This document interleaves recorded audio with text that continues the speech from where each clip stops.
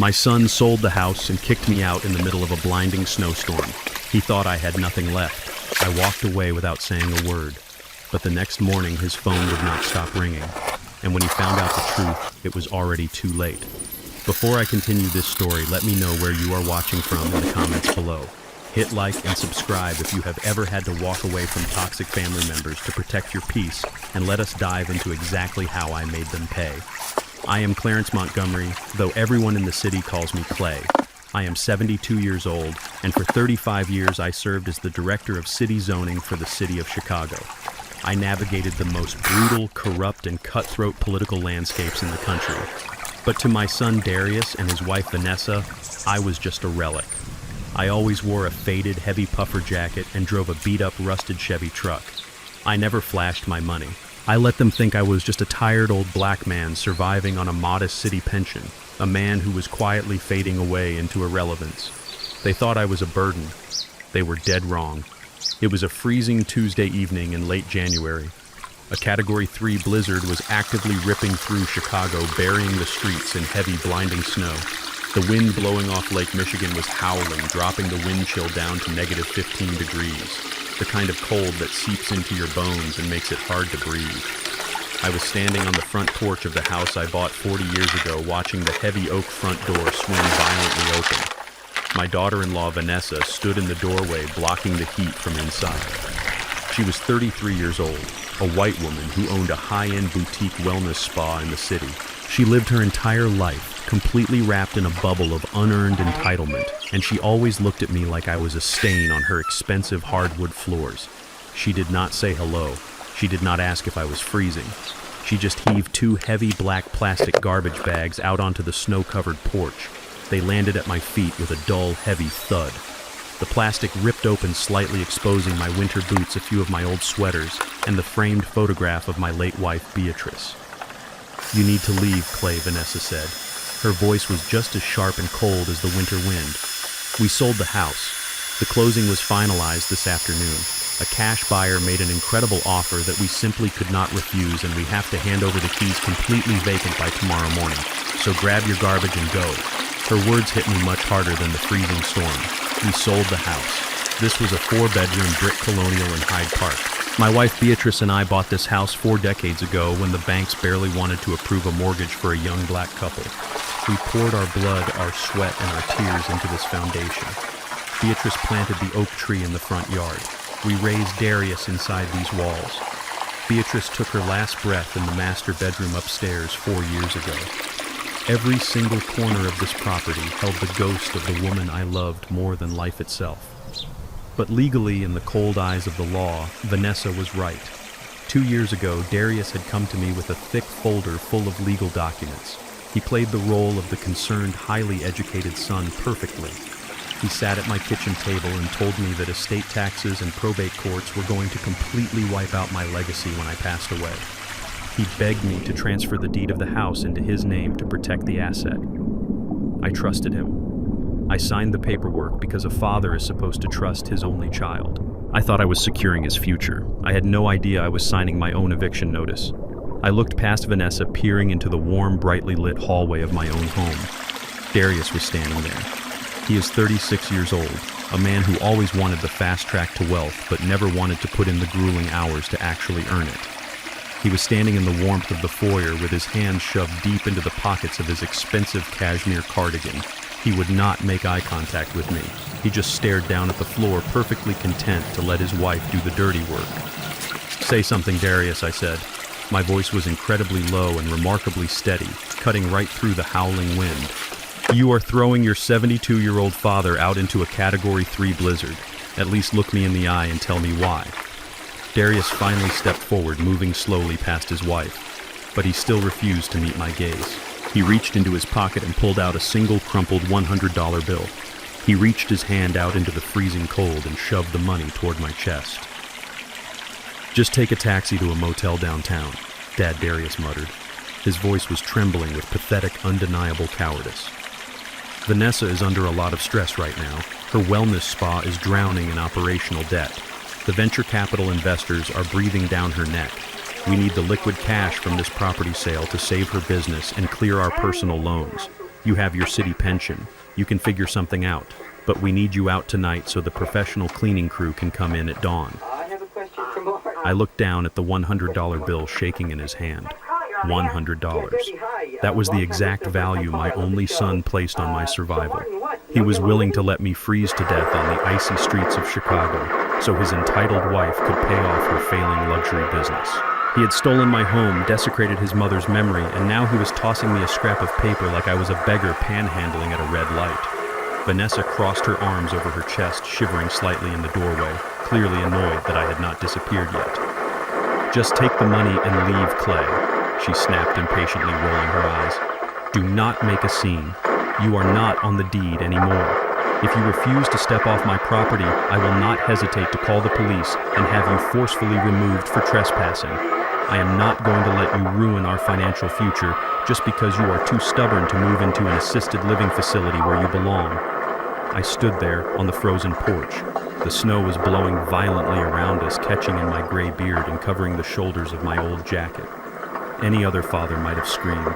Any other man might have fallen to his knees, begged for mercy, or cried about the profound injustice of it all. I felt a fleeting urge to grab him by the collar and shake some sense into him. But 35 years of navigating the ruthless, cutthroat political landscape of Chicago City zoning had taught me one absolute, undeniable rule. You never show your enemy your cards, and you never negotiate with a parasite. I did not yell. I did not shed a single tear. I reached out and took the $100 bill from Darius.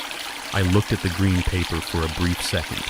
Then I slowly opened my fingers and let the freezing wind catch it. The bill fluttered away instantly, swallowed by the darkness and the blinding snow. Darius flinched finally, looking up at my face in shock. He expected to see a broken, helpless old man crying for shelter. Instead, he saw an absolute predator. I reached down, picked up my heavy ring of keys, and turned my back on them. I did not take the garbage bags full of my clothes. I did not say goodbye. I walked down the icy driveway toward my beat-up, rusted Chevy parked on the street. Behind me, I heard the heavy oak door slam shut, the deadbolt clicking loudly into place. The sound was supposed to be the definitive end of my life. They truly thought they had just locked a poor old man out in the cold with absolutely nothing to his name. I opened the creaking door of my truck, climbed into the freezing cabin, and turned the ignition. The heavy engine roared to life. I shifted into gear and drove away into the whiteout. They thought I had nowhere to go. They had absolutely no idea that I was driving straight to my luxury penthouse at the very top of the apex tower in the center of the city. And they had absolutely no idea that the wealthy cash buyer who had just purchased this house for $1.2 million was a shell company owned entirely by me. The slaughter was about to begin. I sat in the driver's seat of my beat-up Chevy truck as the Category 3 blizzard battered the windshield. The heater was barely working, blowing a weak stream of lukewarm air against the freezing Chicago winter. My hands were gripping the steering wheel so tight that my knuckles ached. Outside, the snow was falling so heavily it looked like a solid white wall swallowing the house I had just been kicked out of, the house where I had spent 40 years of my life. My phone started vibrating violently in my pocket. I pulled it out and looked at the glowing screen. It was a text message from my daughter-in-law, Vanessa. The message read, "Do not even think about calling the police and making a scene, old man. You are not on the deed anymore. Accept the truth and move on." I stared at those words for a long moment. The absolute audacity of this woman was staggering. She truly believed she had won. She thought she had outsmarted a helpless senior citizen and discarded him like a bag of trash in the snow. She thought she was untouchable. I did not text her back. I did not call my son to scream or beg. I simply pressed the power button, locked the screen, and tossed the phone onto the passenger seat. I shifted the truck into drive. The old tires spun for a second on the icy road before catching grip. I slowly pulled away from the curb, leaving the Hyde Park neighborhood behind me in the rearview mirror. Darius and Vanessa thought I was driving into the abyss. They thought I was heading south to find some cheap rundown motel, counting my meager pennies to pay for a room that smelled of stale smoke and desperation. They assumed I would be shivering in the dark, crying over my lost home. But I was not driving south. I merged onto the empty, snow-covered highway and headed straight for the gleaming, towering skyline of downtown Chicago. For 35 years, I served as the director of city zoning. I knew every single inch of this city. I knew where the multi-million-dollar developments were going to be built a decade before the developers even bought the land. People looked at me and saw a quiet civil servant pushing papers in a municipal building. They saw a black man who kept his head down and did his job. But you do not control the zoning and commercial planning of the third largest city in America without learning exactly how real wealth is created, moved, and concealed. While my son Darius was out trying to look wealthy by leasing expensive cars and buying designer clothes he could not afford, I was quietly buying up premium commercial real estate through blind trusts. I let them think I was a modest pensioner living on a fixed income because I wanted to see who they truly were. I wanted to see how they would treat me when they thought I had absolutely nothing to offer them. And tonight, they had shown me their true colors. I pulled my rusty truck up to the sleek, ultra-modern glass tower known as the Apex. It was the most exclusive and heavily guarded residential building in the entire financial district. The valet, wrapped in a heavy winter coat, rushed out into the blizzard. He did not give my beat-up vehicle a strange look. He did not treat me like I did not belong. He opened my door with absolute respect.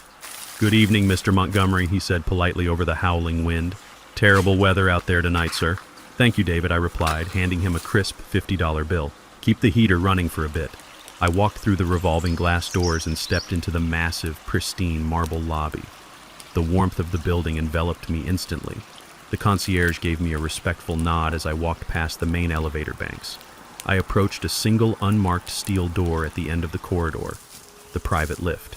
I reached into my wallet and pulled out a thick, solid black keycard.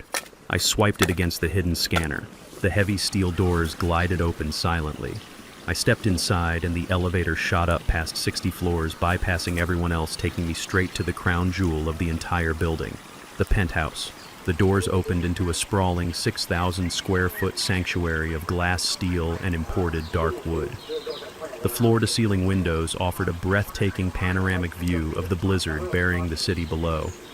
The storm that was supposed to kill me was now just a silent, beautiful movie playing outside my window.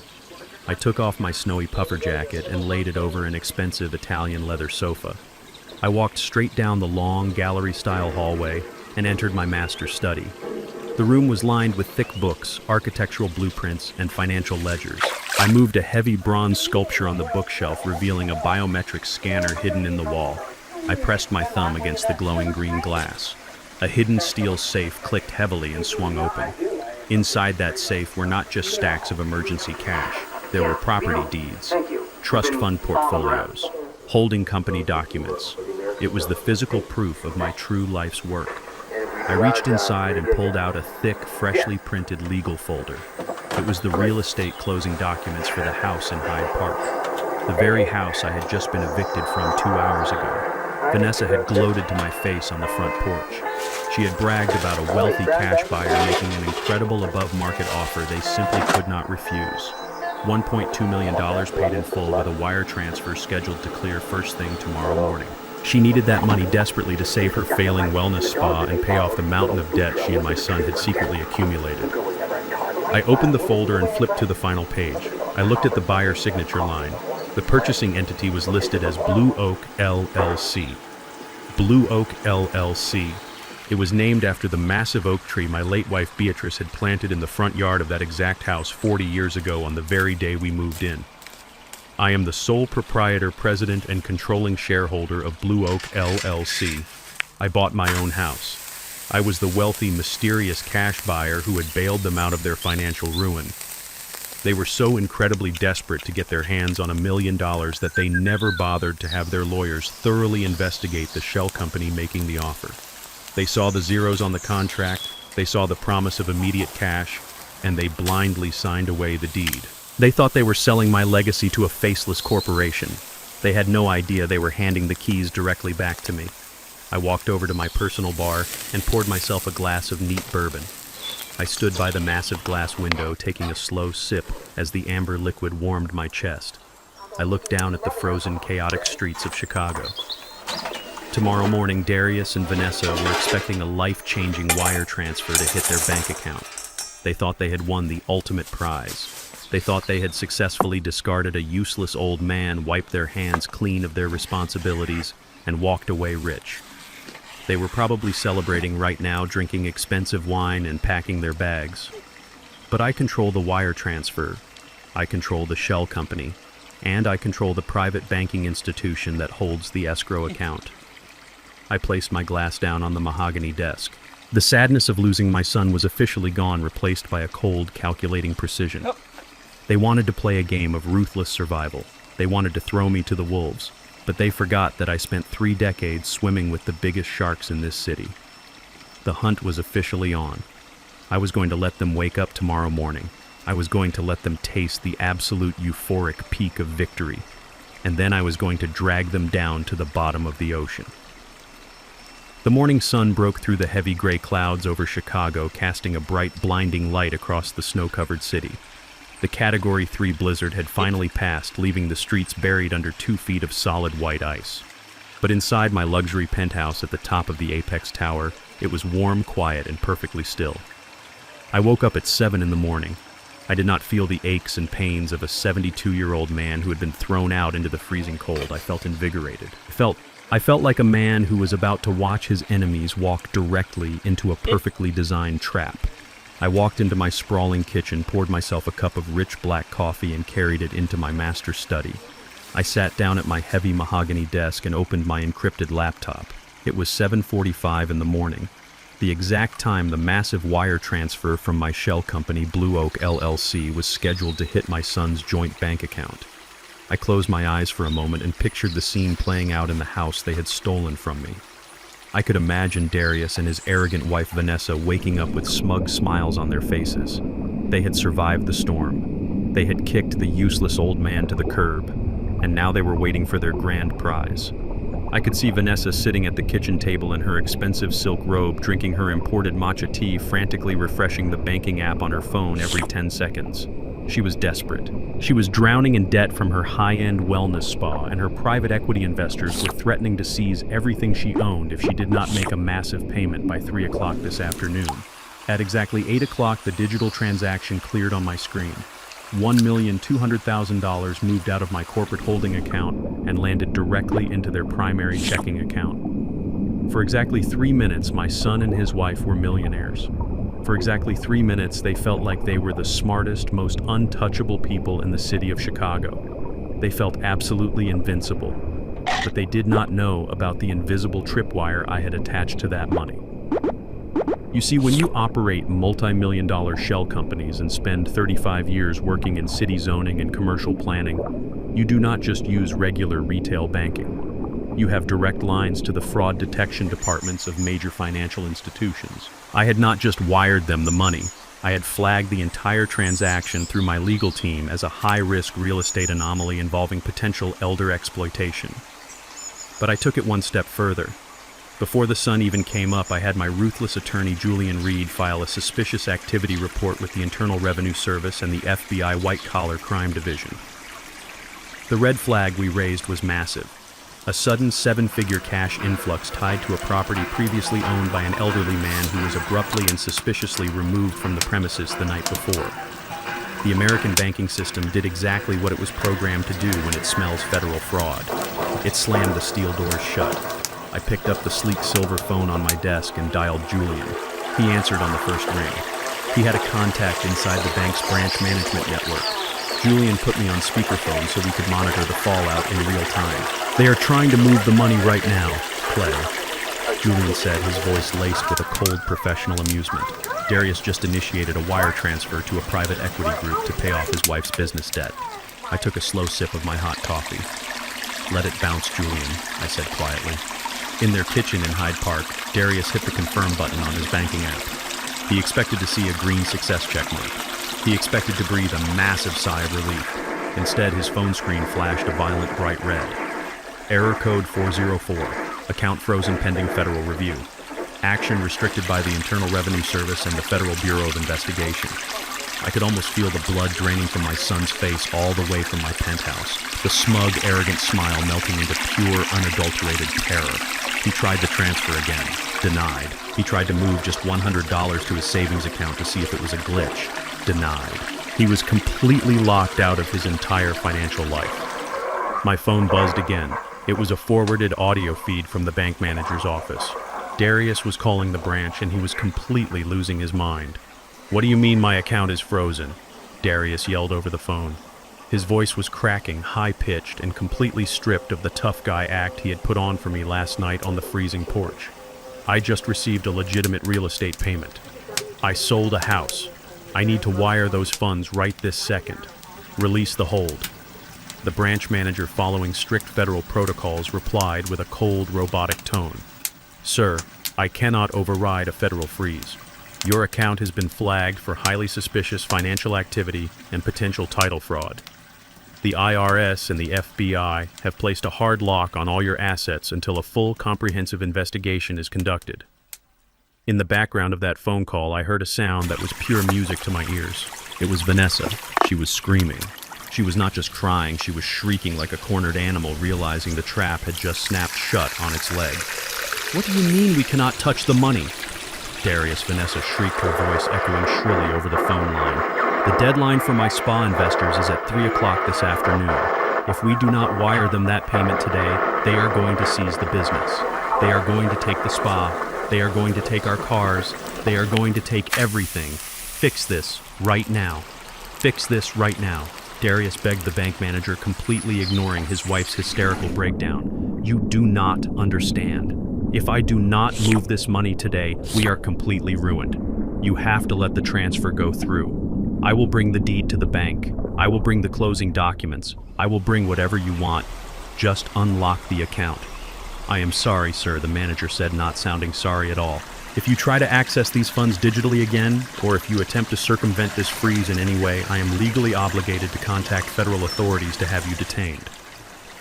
Have a good day. The line went dead. I sat back in my leather chair, looking out over the snow-covered city.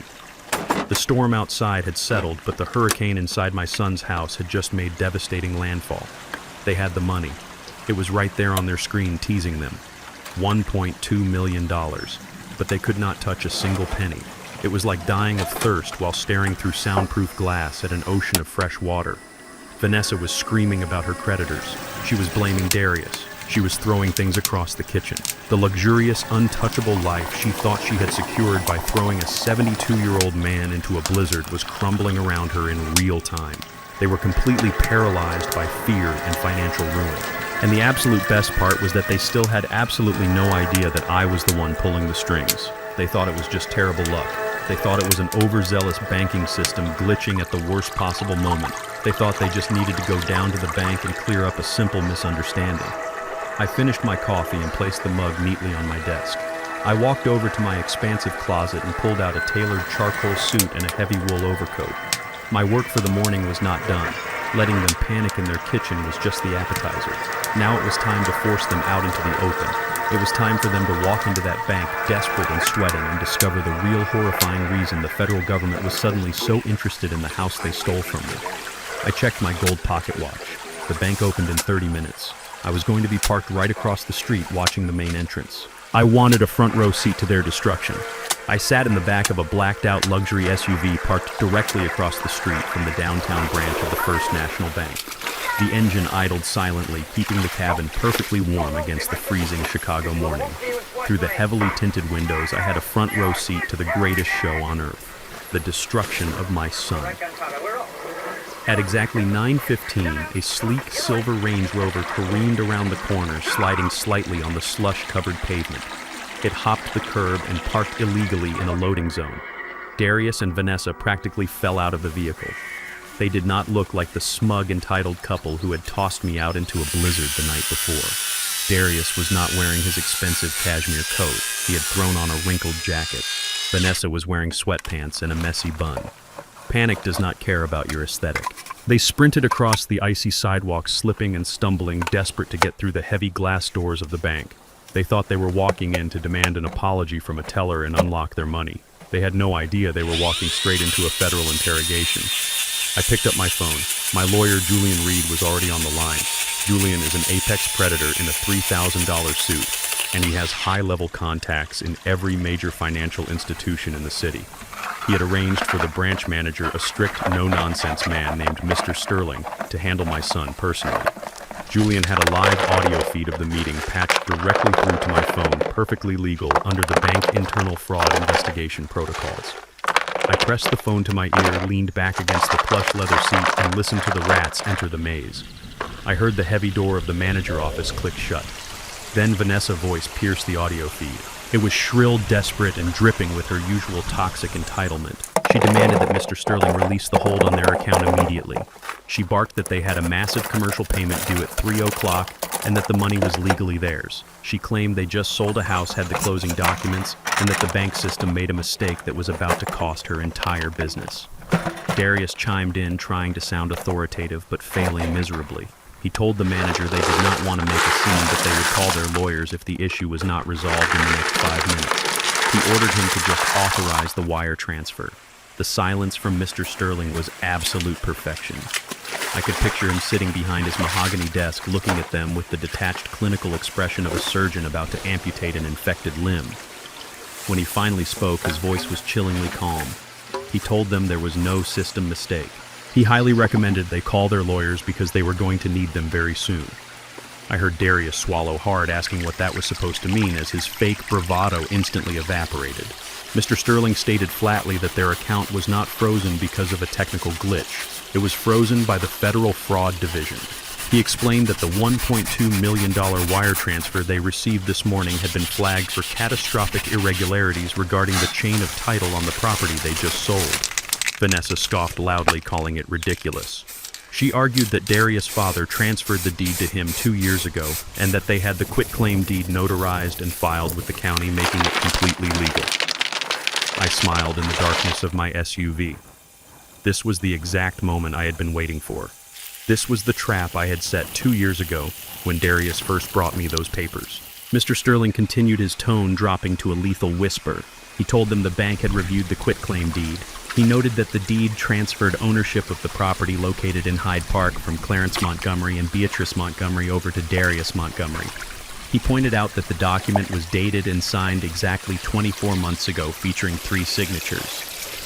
Darius' signature, my signature, and my late wife Beatrice's signature. I heard a sharp, sudden intake of breath from Darius. It was the sound of a man realizing he had just stepped off a cliff in the dark. Mr. Sterling dropped the bomb with absolute precision. He explained that a preliminary background check required for transfers of this magnitude revealed a very alarming discrepancy. He looked Darius dead in the eye and stated that his mother, Beatrice Montgomery, passed away 48 months ago, 2 full years before the document was supposedly signed in front of a notary. The silence in that bank office must have been suffocating. I could picture the blood draining completely out of Darius' face. He thought he was so smart.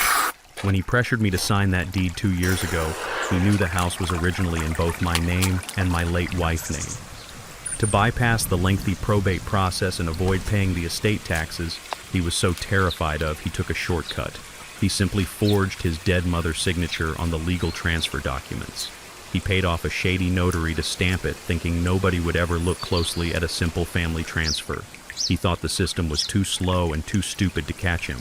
But when you sell a house for over $1 million in cash to a corporate entity, the bank scrutinizes every single millimeter of the paperwork, especially when that corporate entity is owned by the man you just kicked out into the snow. Mr. Sterling explained coldly that forging the signature of a deceased individual on a real estate transfer document is not a minor clerical error. It is a Class 2 felony. It constitutes federal wire fraud, title fraud, and grand larceny. He told them the United States government takes a very dim view of people who use ghosts to steal property. Because the foundation of the sale was based on a fraudulent deed, the transaction was entirely void. The $1.2 million did not belong to them. It was currently being seized by federal authorities as evidence of a major financial crime. Vanessa let out a sound that was half gasp, half scream. The microphone picked up the sound of her chair scraping violently against the floor as she stood up. She did not turn her anger toward the bank manager. She turned it entirely on the man sitting next to her, the man she had sworn to love through thick and thin. She screamed at Darius, asking what the manager was talking about. Her voice echoed off the walls of the small office. She yelled that he forged his dead mother's signature and that he told her the house transfer was completely legal. She shrieked that he promised his father signed everything over willingly. Darius was stammering, his voice weak and pathetic. He begged Vanessa to listen to him, claiming he had to do it because the taxes would have eaten up the equity. He cried that he did it for them and to get the capital for her business. She did not care about his excuses. She did not care about his sacrifices. She only cared about her own survival. She roared at him, completely unhinged, calling him a liar. She screamed that he committed a federal felony and tied her name to a fraudulent property sale. She cried that her business was going to be seized this afternoon, and she was going to go to prison because she was married to a stupid, incompetent criminal. Darius yelled back, the pressure finally snapping his fragile nerves. He told Vanessa to shut up. He screamed that she was the one who needed the money and burned through all their cash trying to look like a millionaire. He roared that she was the one who threw his father out into a blizzard so they could close this deal today. They were tearing each other apart. The perfect, arrogant, upper-class couple was completely disintegrating right there in the bank manager office. They were no longer husband and wife. They were two cornered animals biting and clawing at each other to escape a trap there was no way out of. I tapped the screen of my phone and ended the call with Julian. I rolled down the tinted window of the SUV just a few inches. The freezing wind bit at my face, but I did not feel the cold. I felt absolutely spectacular. A few minutes later, the heavy glass doors of the bank burst open. Darius and Vanessa stumbled out onto the icy sidewalk. They were not holding hands. They were screaming at each other, their faces red with rage and panic. People on the street were stopping to stare at them.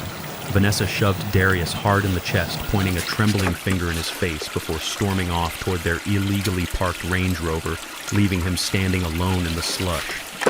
I watched my son run his hands over his face, completely broken, entirely destroyed by his own greed.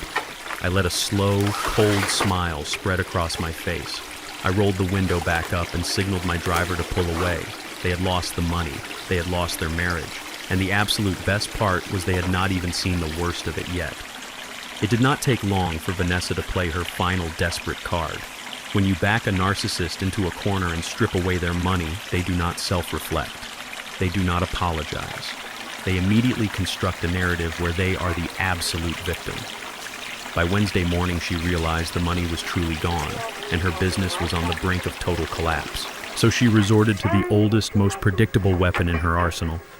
I was sitting in my penthouse drinking my morning coffee when my lawyer, Julian Reed, called me. He did not bother saying hello. He just told me to open my computer and check the links he had just sent to my email. I opened the laptop and clicked the first link. It took me to a social media platform, TikTok. I do not use social media, but I understand how the game is played. The video on my screen already had over 2 million views. And sitting right in the center of the frame, looking directly into the camera with red puffy eyes, was my daughter-in-law, Vanessa. She had set the scene with absolute manipulative perfection. She was sitting on the floor of her expensive boutique wellness spa wearing a plain, oversized gray sweater. She had wiped off all her expensive makeup. Her hair was messy. She looked small, fragile, and utterly terrified. She was broadcasting a masterclass in psychological manipulation. She spoke to her 50,000 followers with a trembling voice. She told them a story about a young female entrepreneur under attack. She wiped away a single perfectly timed tear and looked into the lens. I never thought I would have to make a video like this, Vanessa said, her voice cracking. But I am terrified for my safety and my business. My husband, Father Clarence, has been living with us. We have tried to give him everything. We tried to get him medical help because his mind is slipping. He is suffering from severe dementia. But recently he became violent and completely paranoid. She paused, taking a deep, shaky breath for dramatic effect. He is currently being manipulated by greedy, predatory lawyers, she continued. They are using his confused mental state to extort me.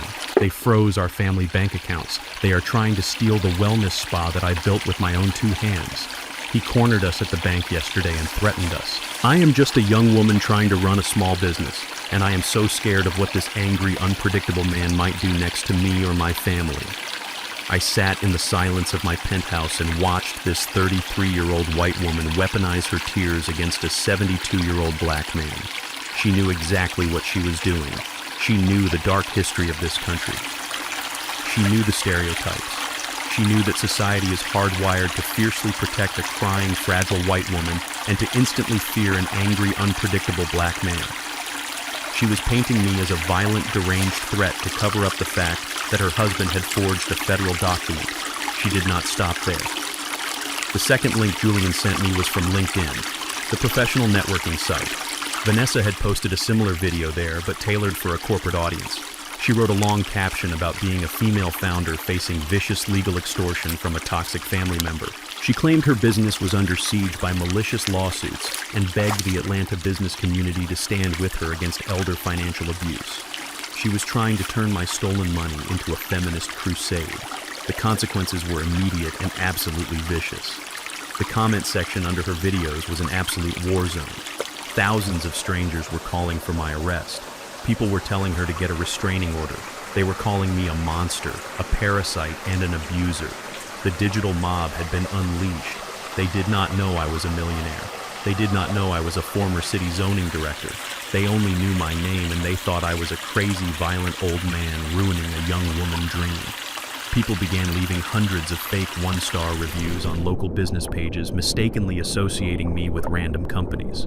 Strangers were sending death threats to the old house in Hyde Park, completely unaware that I had already evicted myself from the premises. Half an hour later, Julian walked through the front doors of my penthouse. He was furious. He threw his leather briefcase onto my dining table and started pulling out stacks of printed screenshots. "Clay, this is textbook defamation," Julian said, his voice vibrating with professional outrage. "This is libel per se. She is assassinating your character in front of millions of people. She used your full name. She is accusing you of federal extortion and physical threats. We can file an injunction by noon. We can hit her with a massive cease and desist order. We can take her to civil court and strip away every single asset she claims to own. We can have her social media accounts permanently shut down before the sun goes down today." I walked over to the kitchen island and poured myself another cup of coffee. I moved slowly, smoothly, completely unbothered by the stacks of paper Julian was waving around. I took a sip of the hot, dark liquid and looked at my lawyer. "No," I said quietly. "We are not going to sue her for defamation. Do not file a single piece of paper." Julian stopped pacing. He stared at me like I had completely lost my mind. "Clay, she is destroying your reputation. She is mobilizing a digital army against you. You cannot just sit back and let her broadcast these lies. You have to strike back immediately." "I am striking back, Julian," I replied. "But you do not swat a fly with a sledgehammer. And you absolutely do not fight a public lie with a legal press release." I walked over to the floor-to-ceiling window and looked down at the sprawling city. "Think about it, Julian," I explained. "If we sue her for defamation right now, we give her exactly what she wants. She wants a public fight. If we send a cease and desist, she will post a video crying about how the big bad rich lawyers are trying to silence her truth. She will set up a crowdfunding campaign and raise $500,000 from sympathetic strangers. She will become a martyr. Defamation lawsuits take years to litigate. I do not want to fight her in the court of public opinion for the next 3 years. I want to cut her oxygen supply right now." Julian slowly lowered the stack of papers to the table. His eyes narrowed as he began to see the invisible lines I was drawing. "Then, what exactly are we going to do, Clay?" he asked. I turned away from the window and looked Julian dead in the eye. "I do not care about her internet followers," I told him. "I care about her cash flow. She missed her massive payment to her private equity investors yesterday because I froze the bank account. She is completely broke, but she is still sitting in that expensive boutique spa making videos. She is still operating her business. I want your forensic accounting team to stop looking at TikTok and start looking at her business licenses."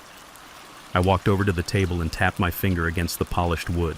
"I want to know exactly how a woman who is drowning in personal debt managed to secure a premium commercial lease in one of the most expensive districts in this city. I want her tax records. I want her operating agreements. But most importantly, Julian, I want to know exactly who holds the commercial lease for that building. Find out who her landlord is." Julian let out a slow breath. A dangerous, predatory smile began to spread across his face. "You think she lied on her commercial lease agreement?" he asked. "I know she did," I replied. "You do not get a prime commercial property with a failing credit score unless you commit serious financial fraud on the application. She probably forged income statements. She probably claimed assets she does not own. I want your team to dig into every single piece of paper she ever submitted to open that spa." I straightened the collar of my shirt. Let the internet strangers scream Julian. Let Vanessa feel victorious. Let her climb as high as she possibly can on her mountain of fake victimhood. Because the higher she climbs, the harder the impact will be when I completely shatter the concrete foundation she is standing on. Find the lease, Julian. Find the bloodline of her business. Julian packed the screenshots back into his briefcase and snapped it shut. "Consider it done, Clay. My team will tear her corporate history apart piece by piece. We will have the name of her commercial landlord by tonight. Julian walked out of the penthouse, leaving me alone with the quiet hum of the city below. I sat back down in my leather chair and took another sip of coffee. Vanessa thought she could use her white tears to paint a target on my back. She thought she was playing a game of public relations. She had no idea she was playing a game of total financial annihilation. I was not going to argue with her on the internet. I was going to quietly, legally, and ruthlessly repossess her entire world. The sun was beginning to set over the freezing city of Chicago, casting a deep orange glow across the floor-to-ceiling windows of my penthouse. I was standing by the glass looking down at the icy streets below when the private intercom on my mahogany desk buzzed softly. It was the head concierge down in the main lobby. His voice sounded tight and uncomfortable. "Mr. Montgomery," the concierge said carefully. "I am so sorry to disturb your evening, sir. There is a couple down here in the lobby making quite a scene. An older white gentleman and a woman. They bypassed the main security desk and are demanding to be led up to your residence. They claim they are your family by marriage. I threatened to call building security, but the man said he hired a private investigator to find this address, and he will not leave until he speaks with you." I knew exactly who was standing in my lobby. Richard and Diane, Vanessa's parents. The people who raised the entitled, spoiled woman who had thrown me out into a blizzard. My first instinct was to tell the concierge to have them physically removed from the premises and thrown back out into the snow. But 35 years of navigating the vicious political waters of Chicago had taught me a very valuable lesson. You never stop your enemy when they are in the middle of making a catastrophic mistake. You open the door and you let them walk right into the trap. "Send them up," I said calmly. I stood in the center of my expansive living room and waited. A few minutes later, the heavy steel doors of the private elevator chimed and slid open. Richard and Diane stepped out into my home. They came ready for a fight, but the moment they stepped off the elevator, their entire aggressive demeanor hit a brick wall. They looked around the 6,000 square foot penthouse in absolute stunning disbelief. They took in the imported Italian marble floors, the crystal chandeliers, the modern art hanging on the walls, and the breathtaking panoramic view of the financial district. Diane clutched her expensive designer handbag tightly against her chest. Her mouth literally fell open. Richard stopped dead in his tracks. He was wearing a tight-tailored suit that screamed new money and desperation. He swallowed hard, his face turning a slight shade of red as his brain struggled to process the reality in front of him. They were conditioned to look down on me. They had convinced themselves that I was just a poor, tired old black man who had spent his life scraping the bottom of the barrel. Their narrow, prejudiced minds simply could not comprehend how a retired city worker could be standing in the crown jewel of the apex tower. But arrogance is a very stubborn disease. It did not take long for Richard to override his confusion with a narrative that fit his own twisted worldview. He quickly rearranged his face into a familiar, condescending sneer. "Well," Richard said, stepping fully into the living room without asking for permission, "I suppose this explains where the stolen money went. It is truly amazing what a person can rent when they drain their own son's bank accounts and hide from their responsibilities. I did not offer them a seat. I did not offer them a drink. I just stood there with my hands resting casually in the pockets of my dark trousers. Inside my right pocket, my thumb rested gently against the tactile button of a small digital voice recorder. With a silent press, I turned it on. The red recording light illuminated in the dark fabric of my pocket. I was capturing every single word. "How did you find this place, Richard?" I asked, keeping my voice perfectly flat and devoid of any emotion. Richard smirked, unbuttoning his suit jacket as if he owned the room. "You really think you can hide from us, Clay? When Vanessa called us in tears because you locked the family bank accounts and terrorized her at the bank, I hired a private investigator. It took him less than 24 hours to track you down. You might think you are clever hiding out in a luxury rental trying to play the big shot, but you are completely out of your depth." Diane stepped forward, crossing her arms tightly. The heavy smell of her expensive perfume filled my living room. "We know you are not well, Clay," she said, using that same fake, sugary tone her daughter used. "Vanessa told us everything about your cognitive decline. We know you have been acting out, becoming violent, taking money that does not belong to you. We are here to intervene before you hurt yourself or our daughter any further." I looked at them with a cold, detached fascination. Even standing in the middle of a multi-million-dollar penthouse, they were so blinded by their own superiority complex that they literally could not fathom that I owned it. They had convinced themselves I was a crazy old man squatting in luxury on their daughter's dime. "Why are you really here, Richard?" I asked. "Cut the act." You did not hire an expensive private investigator just to check on my health. Richard dropped the fake polite smile. His face grew hard, cold, and entirely ruthless. He took a heavy step closer to me, trying to use his physical presence to intimidate me. But I had spent decades dealing with corrupt union bosses and cutthroat real estate developers. A soft-handed country club executive was not going to make me flinch. "I am here to fix the mess you created," Richard said, his voice dropping to a threatening growl. "My daughter's reputation is taking a hit because of your little stunts. Darius is a weak man who cannot handle his own household, but Vanessa is my blood. I will not let a stubborn, washed-up old man drag her down and ruin her business." He reached into his tailored jacket and pulled out a sleek leather checkbook. He tossed it onto my glass coffee table with a loud smack. He pulled a gold pen from his pocket and quickly scribbled on the paper. He tore the check out and slid it across the glass toward me. "Here is how this is going to work," Richard said, leaning aggressively over the table. "I just wrote you a check for $50,000. You are going to take that money right now. You are going to pick up your phone and call the bank manager. You are going to drop this ridiculous federal fraud complaint, and you are going to tell them to release the $1.2 million to my daughter immediately." I looked down at the check on the table. $50,000. Then I looked back up at Richard. "And if I refuse?" Diane let out a dramatic, exaggerated sigh. "Oh, Clay, please do not make this harder than it has to be. If you force our hand, we will have absolutely no choice but to protect Vanessa by any means necessary." Richard nodded, a malicious glint shining in his eye. "If you do not take that money and drop the complaint right now, my lawyers will make your life a living hell in Chicago. We will sue you for the emotional abuse and psychological distress you have inflicted on my daughter. We will use the viral social media videos she posted. We will use the medical records she gathered, and we will drag your name through the absolute mud. We will tie you up in court for years until you are completely bankrupt." He pointed a finger directly at my chest. "People like you need to learn to know their place," Richard spat, the ugly, elitist undertone of his words completely unhidden now. "You were lucky my daughter even let you live in that house for as long as she did. You are nothing but a burden. Take the money, fix the bank account, and we let you disappear in peace. Fight us, and I will personally make sure a judge declares you mentally incompetent and locks you in a state-run psychiatric facility for the rest of your miserable life." The silence in the penthouse was profound. The sheer audacity, the staggering entitlement of these people was breathtaking. They had marched into my home, insulted my intelligence, threatened my freedom, and attempted to bribe me to cover up a federal felony committed by my own son. And they had just confessed to all of it on a digital recording. Bribery, extortion, blackmail, conspiracy to commit medical fraud.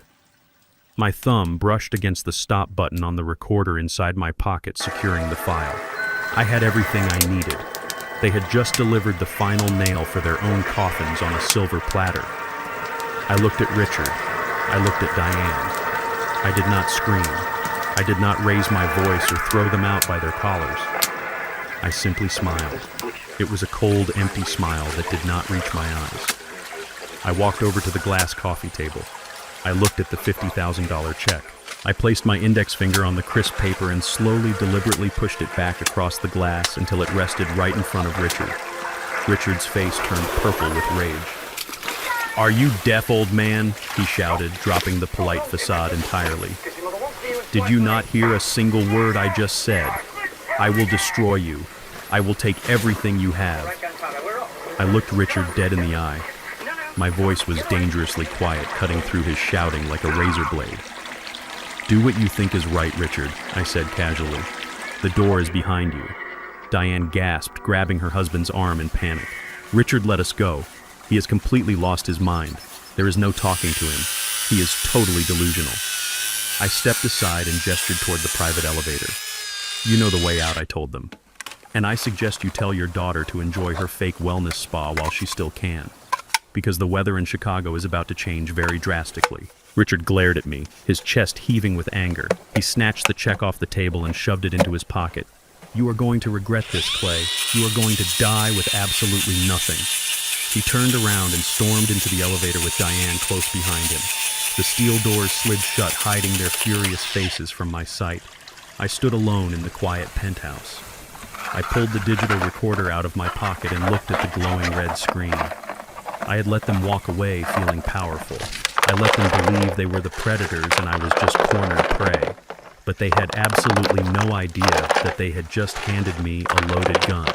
I walked over to my desk and picked up my phone to call my lawyer. The trap was perfectly set. I was still standing in the quiet of my penthouse holding the digital recorder that contained the desperate threats of Vanessa's parents when my private cell phone began to ring. It was an unknown number. I normally do not answer unsolicited calls, especially when I'm in the middle of preparing a legal slaughter.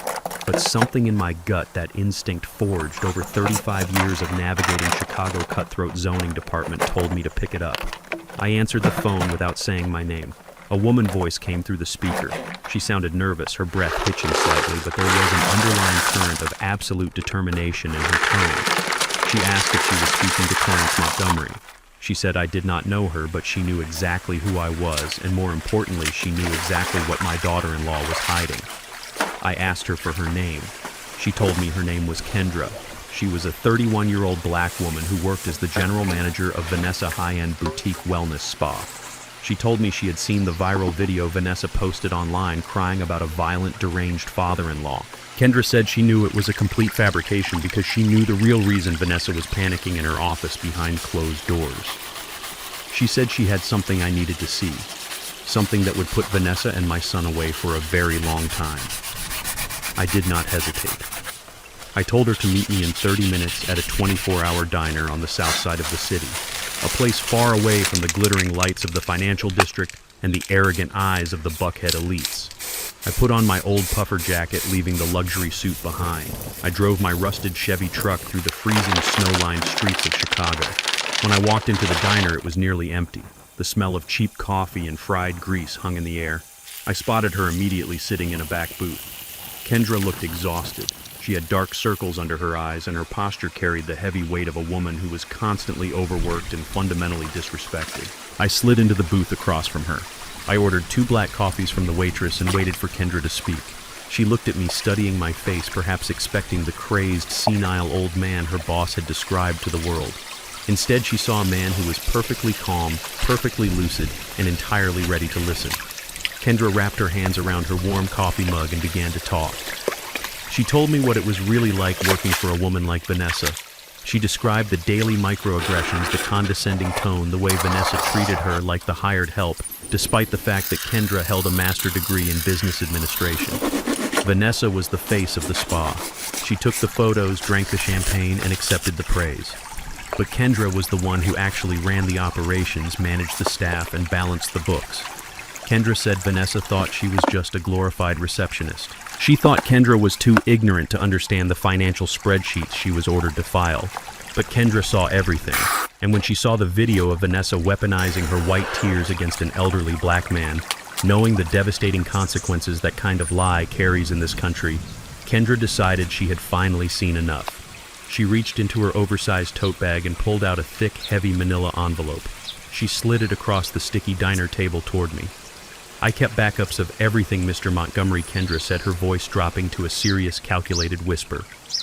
When the bank accounts were frozen yesterday, Vanessa went into a state of absolute hysteria. She started frantically shredding documents in her office. She ordered me to delete digital files from the main server, but I had already copied the internal financial ledgers to a secure drive weeks ago because I knew the ship was sinking and I refused to let her drag me down with it. I opened the envelope. Inside were dozens of printed spreadsheets, bank routing numbers, and internal payroll documents. I put on my reading glasses and began to scan the numbers. What I saw on those pages completely eclipsed the theft of my house. It eclipsed the $80,000 they stole from my emergency fund. What I was looking at was a massive, systemic, and utterly devastating federal crime. Vanessa was not just drowning in $1.5 million of commercial debt. She was actively stealing from her own employees to keep her fake luxury lifestyle afloat. I looked at the payroll ledgers.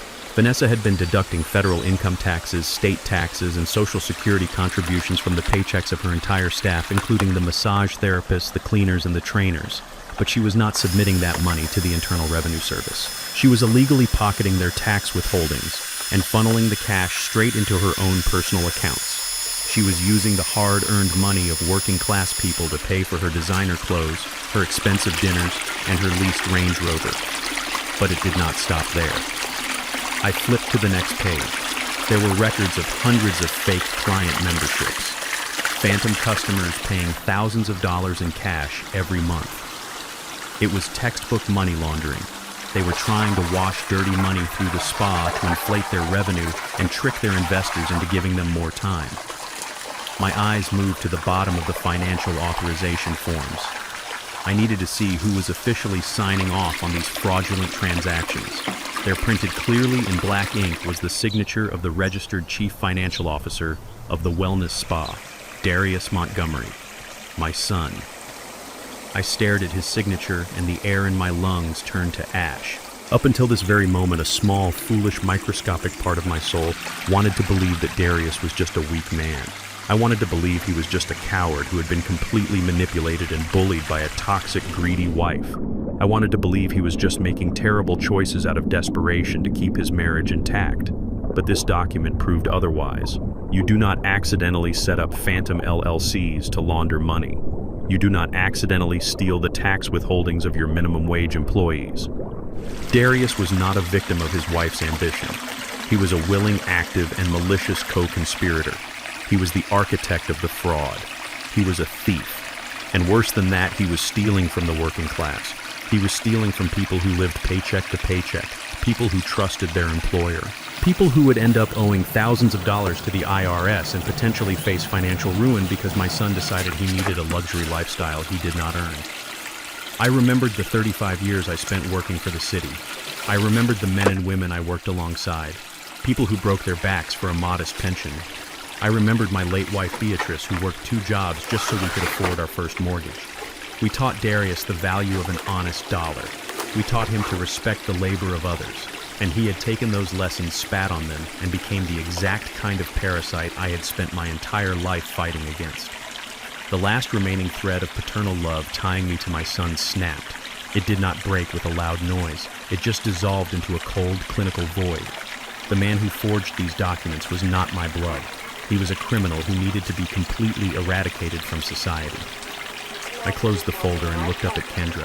Her eyes were wide, watching the silent transformation happen across my face. "You did the right thing, bringing this to me, Kendra," I said, my voice completely devoid of warmth. "This goes far beyond elder abuse. This is federal tax evasion and wire fraud. If they go down, they will try to drag you with them. But you have my word, you are fully protected." I reached into my pocket, pulled out my checkbook, and wrote her a personal check for $25,000. I slid it across the table. "Take this," I told her. "Keep your mouth completely shut. Go to work tomorrow like nothing happened. And when the federal agents raid that spa, you hand them your hard drive and you tell them everything. When the dust settles and that building is empty, I'm going to buy the commercial lease, and you are going to have your own business." Kendra looked at the check. Tears welled up in her eyes. She nodded slowly, slipping the paper into her bag. "Thank you, Mr. Montgomery. I will not say a word." She got up and left the diner, disappearing into the snowy night. I sat alone in the booth. I pulled out my phone and called Julian Reed. It was past midnight, but he answered immediately. "Julian," I said, my voice cutting through the static of the line like a scalpel, "I need you to contact the Financial Crimes Division of the FBI first thing in the morning. I have the smoking gun." I told him everything I had just discovered. The tax fraud, the money laundering, the fake client memberships. I heard Julian take a sharp intake of breath over the phone. Clay Julian said, his professional tone shifting into something far more serious. "If we hand this over to the federal authorities, there is no turning back. They will not just lose the house or the business. Darius will face 5 to 10 years in federal prison. Are you absolutely certain you want to pull this trigger on your own son?" I looked out the diner window at my rusted Chevy truck covered in a fresh layer of snow. I thought about the house I'd built. I thought about Beatrice. I thought about the hard-working employees whose futures Darius was destroying without a second thought. "Darius Montgomery is not my son," I replied. "He is a thief standing in my way. Hand the documents over to the feds, Julian. Burn them to the ground." I hung up the phone. The father was officially dead. The executioner had gathered all his ammunition, and the slaughter was ready to begin. Thursday morning began with the kind of quiet that usually follows a violent storm. I was sitting at my kitchen island drinking a cup of dark roast coffee and watching the city of Chicago slowly thaw out under a pale winter sun. I had set the wheels of federal justice in motion the night before. The tax evasion documents and the money laundering evidence were safely in the hands of my lawyer, ready to be delivered to the authorities. I thought I had them completely pinned down. I thought they were out of moves. But I forgot a fundamental rule about desperate people. When you back a rat into a corner and cut off its food supply, it does not just surrender. It goes straight for the throat. At exactly 9 in the morning, the private intercom on my mahogany desk chimed. It was the lobby concierge. His voice was incredibly tense and formal. He told me there were 2 uniformed officers from the Chicago Police Department standing at his desk. They had a court order and they demanded to be sent up to my residence immediately. I did not panic. I put my coffee mug down, smoothed the front of my shirt, and pressed the button to unlock the private elevator. A few moments later, the heavy steel doors opened in my foyer. 2 officers stepped out, looking slightly out of place in the middle of a luxury penthouse. They were not aggressive, but their faces were entirely stoic and professional. The taller officer held a thick manila envelope in his gloved hand. He asked if I was Clarence Montgomery. I told him I was. He handed me the envelope and stated that I was being formally served by the Cook County Probate Court. He told me I was required to appear in front of a judge the very next morning for an emergency hearing. They did not explain anything else. They just turned around and took the elevator back down. I stood alone in the quiet foyer holding the heavy envelope. It felt like holding a live explosive. I walked over to my desk, sat down in my leather chair, and tore the seal open. I pulled out a stack of dense legal documents heavily stamped with the seal of the county court. I put on my reading glasses and looked at the bold black letters at the very top of the page. Petition for emergency guardianship and declaration of incompetence. The petitioner was listed as Darius Montgomery, my own son. The respondent was me. I read through the pages and the air in my lungs suddenly turned to ice. This was not a lawsuit for money. This was a calculated legal assassination. Darius and Vanessa were not just trying to get their hands on the $1.2 million. They were trying to erase my entire existence. In the sworn affidavit attached to the petition, my son painted a picture of a broken, delusional, and deeply paranoid old man. He claimed that I was suffering from severe age-related dementia. He wrote that my mental state had deteriorated so rapidly over the past year that I was a danger to myself and to the public.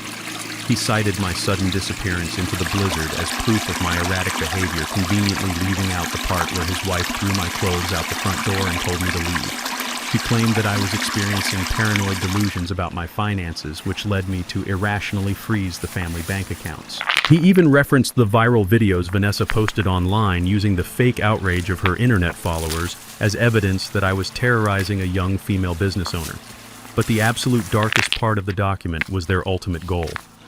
Darius was petitioning the court to strip me of all my civil rights. He was asking a judge to grant him full emergency control over my medical decisions and my entire financial estate. He specifically requested the legal authority to take over the management of Blue Oak LLC. He had figured it out. He realized that the anonymous cash buyer of his house was a shell company. He realized that the only way to unfreeze the bank accounts and save Vanessa failing spa was to completely take over the company that initiated the transaction. And the only way to do that was to have the owner of the company declared legally insane. The sheer brilliant evil of their plan washed over me. If a judge looked at this paperwork and believed their lies, I would become a ghost, a ward of the state. I would lose the right to sign a check to drive my car, or to even decide what I wanted to eat for breakfast. Darius and Vanessa would be granted the legal power to walk into this penthouse with armed police officers, drag me out of my own home, and lock me inside a state-run psychiatric facility. They would not put me in a nice place. They would put me in a cold, sterile building on the edge of the city, a place where difficult old men are pumped full of heavy chemical sedatives just to keep them quiet in a wheelchair. While I sat in a locked ward staring at a blank wall, drooling from the medication, my son and his wife would liquidate my entire empire. They would bleed my life work dry to pay for their luxury cars, their expensive vacations, and their predatory loans. They were going to bury me alive just to maintain their fake high society aesthetic. For one brief, terrible minute, I felt a wave of profound, suffocating dread. The American legal system is a terrifying machine. I am a 72-year-old black man. In a courtroom against a crying, well-dressed white woman and a son playing the role of a devastated caretaker, the odds are historically stacked against me. Judges are busy. They like neat, tragic narratives. They process people like me every single day without batting an eye. But then the fear evaporated. It was instantly replaced by a cold, unyielding fury. I closed my eyes and pictured the woman who threw my clothes into the snow. I pictured the boy I raised standing quietly while it happened. I did not build a multi-million-dollar real estate empire by surrendering to bullies. I picked up my phone and dialed my lawyer, Julian Reed. He answered on the first ring. I told him they just dropped the nuclear bomb. I told him they served me with a petition for emergency guardianship and they were trying to lock me in a facility to take control of the LLC. I heard Julian let out a sharp, violent curse over the phone line. He told me this was a legal ambush. He said they scheduled the emergency hearing for tomorrow morning intentionally so we would not have time to mount a medical defense. They wanted to blindside me in front of a judge before I could gather proof of my sanity. Julian said if we walked into that courtroom unprepared, I would not walk out a free man. They would have an ambulance waiting at the courthouse to take me away. I leaned back in my leather chair and looked out the massive window at the city I helped build. I told Julian we were not going to walk in unprepared. I told him I was leaving the penthouse right now to gather the ammunition we needed. I told him that when I saw my son in that courtroom tomorrow, I was not just going to defend my mind. I was going to absolutely obliterate his entire world. I hung up the phone. The game of teaching them a lesson was officially over. This was a fight for my actual life, and I was going to make sure they regretted the day they ever decided to challenge mine. I did not waste a single second. When your own flesh and blood tries to steal your mind on paper, you do not just sit around and wait for the gavel to fall. You build a fortress of undeniable medical facts. Julian Reed is an incredibly expensive lawyer for a very good reason. While I was putting on my heavy wool overcoat, he was already on the phone moving mountains. I told him I needed emergency appointments with the most respected independent board-certified neurologists and psychiatrists in the city of Chicago. Not just one doctor. I wanted 3. I wanted department heads at major university hospitals. Men and women whose expert testimonies had sent serial killers to prison and dismantled massive corporate frauds. I wanted an absolute impenetrable wall of medical evidence. Julian used every favor and every connection he had to clear their schedules. The next 14 hours were the most grueling, invasive cognitive marathon of my entire life. My driver took me from the medical campus at Northwestern down to the University Hospital in Hyde Park. I walked into those bright, sterile white offices and let them look into every single corner of my 72-year-old brain. I demanded they test absolutely everything. They put me inside the loud, humming magnetic resonance imaging machines to scan the physical structure of my brain. They drew vials of my blood to check for any chemical imbalances or signs of degenerative disease. I sat across from top-tier psychiatrists and answered thousands of questions. I solved complex mathematical equations in my head without a pen. I recited long sequences of random numbers backwards. I took spatial reasoning tests and memory retention exams. I analyzed abstract patterns and recalled incredibly specific details from my 35-year career in city zoning. I did not just pass their tests, I dominated them. I wanted zero margin for error. If my son and his entitled wife were going to walk into a courtroom and claim I was a confused, helpless old man, I was going to provide federal-level proof that my mind was a steel trap. I looked at the young doctors administering the tests. They saw a black man in his 70s and probably expected to find a slipping mind. But as I effortlessly completed their puzzles, I saw the respect grow in their eyes. The doctors were actually impressed. They told me my cognitive function was not just normal for my age, it was within the top 1% of the population. They noted my stress responses were incredibly well managed, and my logical reasoning was flawless. I thought about Vanessa posting her crying videos on the internet claiming I was wandering around paranoid and violent. I thought about Darius signing that sworn affidavit claiming I could not even manage my own daily schedule. They were banking on the inherent bias of the system. They were banking on the fact that society automatically assumes an old man is naturally losing his grip on reality. But they did not know the fire that was burning inside my chest. Every test I took, every puzzle I solved, every scan I endured was another brick in the wall that was going to crush them. By Thursday evening, I walked out of the third and final hospital with 3 heavily sealed notarized envelopes. Inside those thick manila folders were comprehensive psychiatric and neurological evaluations from 3 separate highly decorated medical professionals. All of them stated unequivocally and under penalty of perjury that Clarence Montgomery possessed superior cognitive function, 0 signs of dementia, and the complete mental capacity to manage his personal and financial affairs. Their fake medical certificate was now entirely worthless. It was nothing but a piece of trash compared to the mountain of hard medical evidence I held in my hands. I climbed into the back of my private luxury vehicle and told the driver to head straight to Julian Law Firm in the financial district. The sun had already gone down and the city lights were reflecting off the icy streets of Chicago. I was physically exhausted, but my mind was completely electric. I walked past the receptionist and pushed open the heavy oak doors to Julian's private corner office. Julian was sitting at his massive conference table, completely surrounded by stacks of legal documents. He looked up when I walked in and he had a sharp, predatory smile on his face. He pointed to a thin folder resting in the center of the table. He told me to have a seat, tapping the folder with his expensive pen.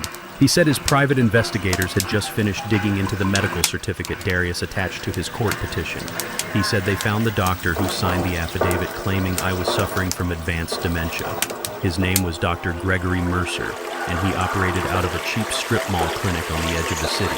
I sat down and placed my 3 sealed medical envelopes on the table. I told Julian to tell me everything. Julian opened the folder and laid out the facts. Dr. Mercer was not a respected physician. He was a complete fraud. Julian explained that Mercer was currently under active investigation by the Federal Drug Enforcement Administration and the State Medical Board. He had a long documented history of writing fake prescriptions and accepting cash bribes to falsify medical records for insurance scams and workers' compensation claims.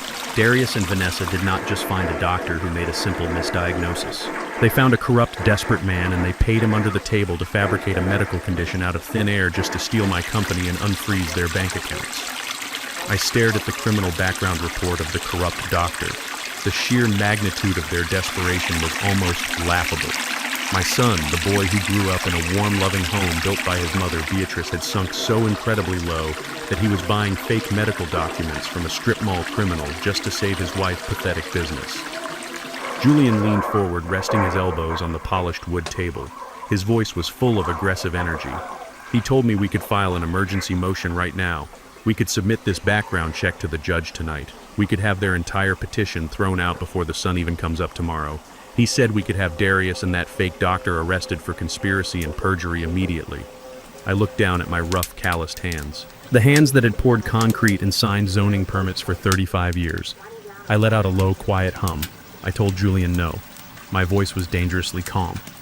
Julian stopped and looked at me completely confused. He asked me what I meant. He said we had the smoking gun and asked why we would wait a single second longer to end this nightmare. I picked up my 3 sealed envelopes and tucked them neatly into the inside pocket of my tailored suit jacket. I looked Julian dead in the eye and explained my strategy. I told him that if we stopped them tonight, we gave them a chance to make an excuse. We gave them a chance to claim they were tricked by a bad doctor or that they genuinely believed I was sick. I did not want them to have a single way out. I wanted them to walk into that courtroom tomorrow morning feeling absolutely victorious. I told Julian I wanted Darius to stand in front of that judge, raise his right hand, swear an oath on the Bible, and lie through his teeth. I wanted Vanessa to sit in the gallery wearing her innocent clothes and cry her fake tears for the court record. I wanted them to commit perjury loudly and proudly on the official public record. I wanted the judge to hear their vicious lies and feel sympathy for them before we dropped the bomb. I ordered Julian not to say a single word about Dr. Mercer. I told him to hold that card hidden in his deck until the absolute final moment. Julian slowly leaned back in his chair, a look of profound respect washing over his face. He understood exactly what I was doing. I was not just going to win the court case. I was going to let them dig their own graves, climb inside, and then I was going to bury them alive under the weight of their own arrogance. I stood up from the table and walked toward the door, completely ready for the slaughter scheduled for the next morning. Friday morning arrived with a bitter cold wind sweeping off Lake Michigan and rattling the tall windows of the Cook County Courthouse. The courthouse is a massive, imposing structure made of heavy stone and dark wood. It is a place designed to make you feel incredibly small. It is a place where lives are completely dismantled with the simple stroke of a pen. I walked through the heavy wooden double doors of courtroom number 4, with my lawyer, Julian Reed, walking quietly right beside me. I was wearing my dark charcoal-tailored suit. I sat down at the defense table and folded my hands together, resting them gently on the smooth wooden surface. Darius and Vanessa were already seated at the petitioner table on the other side of the center aisle. I looked at my daughter-in-law, and I had to silently applaud her absolute dedication to the theatrical performance. Vanessa had completely abandoned her usual flashy designer clothes, her heavy gold jewelry, and her expensive makeup. Today she was wearing a high-necked, pristine white blouse and a simple gray skirt. Her blonde hair was pulled back into a modest, loose ponytail. She looked pale, fragile, and utterly exhausted. It was a perfectly calculated wardrobe choice designed to make her look like an innocent, terrified victim of circumstance. Darius sat right next to her wearing a soft blue sweater, looking like a broken and heartbroken son carrying the weight of the entire world on his shoulders. He kept his head bowed, looking at his hands, completely refusing to make eye contact with me. Their lawyer, a slick, expensive-looking man with a sharp haircut, stood up as the judge entered the room. Judge Miller, an older white man with a serious, weathered face, took his seat at the high bench and called the emergency guardianship hearing to order. The slick lawyer approached the center of the room. He spoke with a soft and deeply mournful tone. He told the judge that this was an incredibly tragic case. He said it was the heartbreaking story of a beloved father whose mind had been completely stolen by the rapid and unforgiving ravages of severe dementia. He pointed a sympathetic hand in my direction. He painted me as a man who used to be a strong, hard-working provider, but was now a hollow, unpredictable, and dangerous shell of a human being. The lawyer claimed that my cognitive decline had accelerated so rapidly over the last few months that I had become an immediate physical danger to myself and a terrifying burden to my loving son and daughter-in-law. He said that Darius and Vanessa had tried absolutely everything in their power to care for me at home, but my behavior had escalated into severe paranoia and violence. Then he called Vanessa to the witness stand. Vanessa walked slowly across the silent courtroom. Her shoulders were slumped and her hands were trembling visibly. She placed her hand on the Bible and swore to tell the truth. Then she sat down in the wooden chair and began the absolute greatest performance of her entire life. She looked up at the judge with wide, tear-filled eyes. She said that the problem started out small, like forgetting where I put my keys or leaving the front door wide open in the middle of the freezing night. But then her voice cracked perfectly on cue. She took a crumpled tissue from her pocket and dabbed at her eyes. She said things got incredibly dark and dangerous over the last few weeks. Vanessa told the judge that I had started having severe paranoid hallucinations. She claimed that I would wake up at 2 a.m. and wander into her kitchen, smashing dishes on the floor and screaming at people who were not actually there. She cried and said I was convinced that she and Darius were trying to steal my money. She told the court that in a fit of absolute paranoid delusion, I had somehow managed to lock all of their family bank accounts just to punish them. She clutched the tissue in her hands and told the judge that she was physically terrified of me. She leaned heavily into every single ugly stereotype she could weaponize. She described me as a large, unpredictable, angry black man who had completely lost his grip on reality. She said she had to install heavy locks on her bedroom door because I would allegedly pound on the wood for hours, demanding money that did not exist. She wept openly, claiming she had to ask me to leave the house during the blizzard because I had become physically threatening and she feared for her very life. I sat at the defense table and listened to this 33-year-old woman invent an absolute monster out of thin air. She was describing a horror movie villain to a judge who was hanging on to her every single word. My face did not move a single inch. My breathing remained perfectly steady. Julian sat quietly next to me, writing meticulously on his yellow legal pad, not raising a single objection. We were letting her dig the hole as deep as she possibly could. Darius kept his head down at his table, covering his face with his hands. He was playing the role of the devastated son who simply could not bear to hear the tragic truth about his father being spoken out loud in a public courtroom. When Vanessa finished her crying, the slick lawyer approached the bench again. He handed Judge Miller a thick manila folder. He announced to the courtroom that this was an official medical certificate from Dr. Gregory Mercer. He called Dr. Mercer a highly respected physician who had personally examined me. He read portions of the fake report out loud for the court record. The fake report detailed aggressive behavior, profound memory loss, and a total inability to manage my own basic life functions.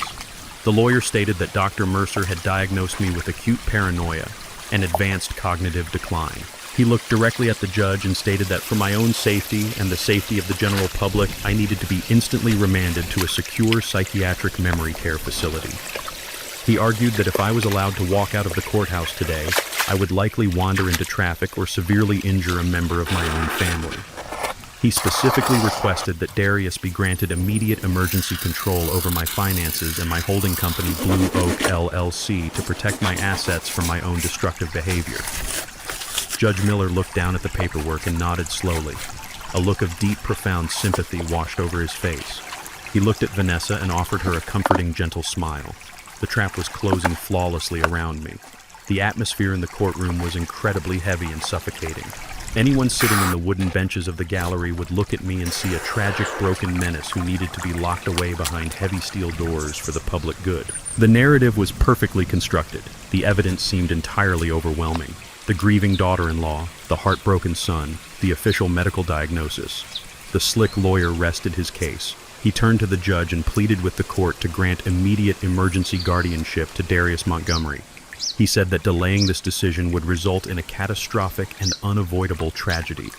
It looked like I was completely finished. It felt like all the oxygen had been sucked out of the room. The judge adjusted his glasses and looked down at me from his high wooden bench. His expression was full of pity, the absolute worst kind of pity. The kind of pity that strips a man of his fundamental human dignity and turns him into a problem that needs to be permanently hidden away from society. Judge Miller reached out his hand and wrapped his fingers around the wooden handle of his gavel. He took a deep breath, ready to deliver his ruling. He was about to sign away my freedom, my mind, and my entire life. He was about to hand my multi-million-dollar empire over to a son who had thrown me into the snow.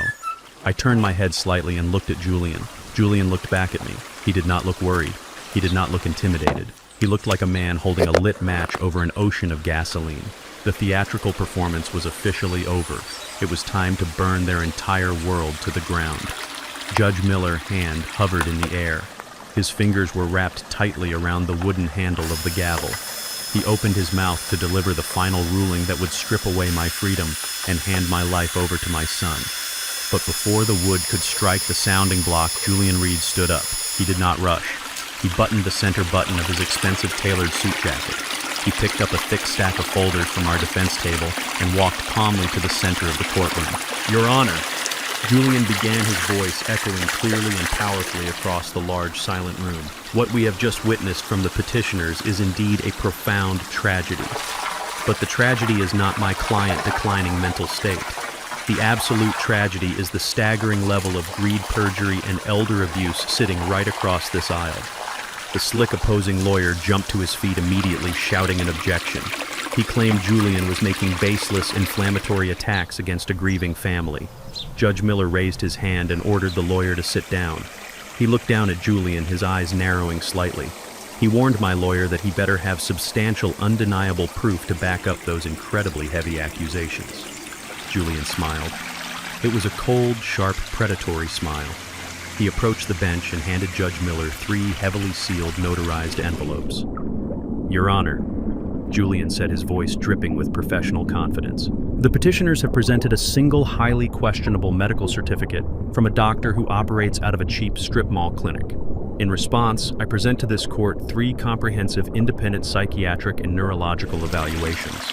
These were conducted over the last 48 hours by the heads of neuroscience and psychiatry at 3 of the most prestigious medical university hospitals in the country." Judge Miller broke the seals. The courtroom was dead silent as he read the first page, then the second, and then the third. He looked up, his expression shifting from pity to profound confusion. "These evaluations," Julian continued, "clearly and unequivocally state that Clarence Montgomery is in perfect cognitive health. He possesses superior mental acuity, flawless memory retention, and 0 signs of paranoia or dementia. He is entirely capable of managing his own life and his own extensive financial portfolio." The medical document submitted by the petitioners is not just medically inaccurate, it is a completely fabricated piece of fiction. Furthermore, Your Honor, we have submitted a background check showing that their expert doctor, Gregory Mercer, is currently under active federal investigation by the Drug Enforcement Administration for falsifying medical records in exchange for cash bribes. The color instantly drained from Vanessa's face. She looked at Darius with wide, terrified eyes. her perfectly calculated innocent victim routine began to crack. Their slick lawyer began frantically flipping through his own paperwork, suddenly realizing his clients had lied to him and led him into a professional slaughterhouse. Judge Miller looked up from the documents. The soft, sympathetic pity he had shown Vanessa was completely gone. It was replaced by the hard, furious glare of a man who realized he was being used as a pawn to commit a crime. Julian did not give them a single second to recover. You might ask yourself, Your Honor, why a son and a daughter-in-law would construct such a vicious, elaborate lie, Julian said, pacing slowly in front of the petitioner table. The answer is incredibly simple. It is the oldest motive in human history. Pure, unadulterated greed and a desperate attempt to cover up their own federal crimes. Julian pulled a small digital audio player from his pocket and placed it on the evidence podium.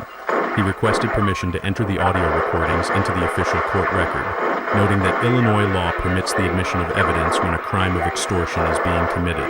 The slick lawyer jumped up again, sweating profusely, babbling about privacy and inadmissible evidence. Judge Miller slammed his wooden gavel down with a sharp, explosive crack. He ordered the lawyer to sit down and remain completely silent, or he would be held in criminal contempt of court. The judge leaned forward and told Julian to play the recording immediately. Julian pressed the play button. The audio was crystal clear, echoing off the marble walls of the courtroom. The voice of Richard Vanessa, arrogant father, filled the room. The entire gallery heard him threaten me in my own penthouse. They heard him say, I just wrote you a check for $50,000. You are going to take that money right now. You are going to drop this ridiculous federal fraud complaint, and you are going to tell them to release the $1.2 million to my daughter immediately. Fight us, and I will personally make sure a judge declares you mentally incompetent and locks you in a state-run psychiatric facility for the rest of your miserable life. A collective gasp rippled through the courtroom gallery. Vanessa covered her mouth with her trembling hands. She was shaking violently, her pristine white blouse suddenly looking like a prison uniform. Sitting in the second row of the gallery, Richard and Diane turned absolute chalk white. Richard looked around the room, his chest heaving with panic as the eyes of every single person in the courtroom turned toward him. The wealthy, arrogant country club executive realized he had just been caught committing federal extortion on the public record. Without waiting for the judge to speak, Richard grabbed Diane's arm, pulled her out of her seat, and literally sprinted toward the heavy wooden doors. They pushed through the exit, fleeing the courthouse like the pathetic cowards they truly were, abandoning their daughter to face the fire alone. But Julian was still not finished. He was ready to deliver the final lethal blow. Your Honor, Julian announced, his voice cutting through the murmurs in the gallery. The petitioners froze my client bank accounts and filed this fraudulent medical petition because they are terrified. They are terrified because my client recently discovered the foundational crime of their entire financial existence. Julian pulled a thick legal folder from his briefcase and slapped it down onto the podium. He pulled out a copy of the quitclaim deed. 2 years ago, Julian explained Darius Montgomery coerced his father into transferring the deed of their family home to avoid estate taxes. But the home was jointly owned by my client and his late wife, Beatrice Montgomery. In order to bypass the legal probate process and quickly steal the equity, Darius forged his own mother's signature on the transfer document. He paid a corrupt notary to stamp it. He thought he got away with it. But a few days ago, Darius sold that stolen house to a corporate buyer. When the $1.2 million wire transfer hit his account, the bank fraud division flagged the transaction. They discovered that Beatrice Montgomery had been deceased for 24 months before she allegedly signed that document. The silence in the courtroom was absolute and completely suffocating. You could hear a pin drop. Darius looked like a corpse. He was slouched so far down in his chair it looked like his spine had completely dissolved. He was staring blankly at the wooden table, his chest heaving with shallow, panicked breaths. He had just been exposed for federal wire fraud, identity theft, and grand larceny in front of a sitting judge.